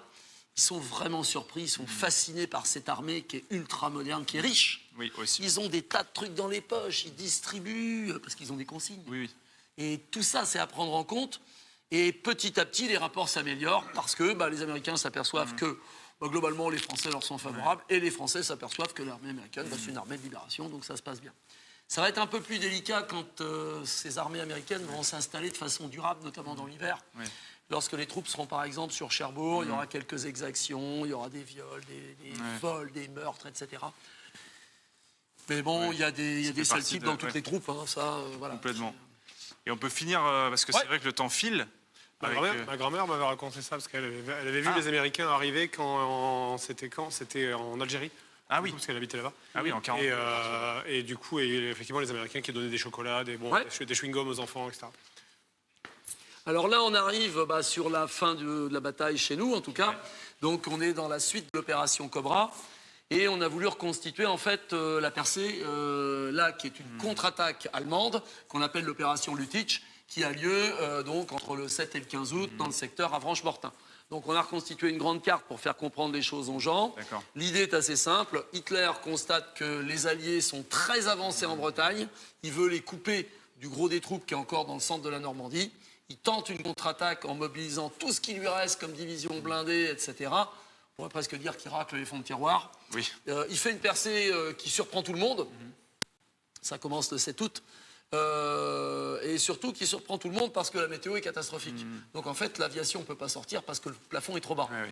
Donc percée des blindés, surprise de l'armée américaine, difficulté à apporter une réponse suffisante face donc à la puissance de feu allemande.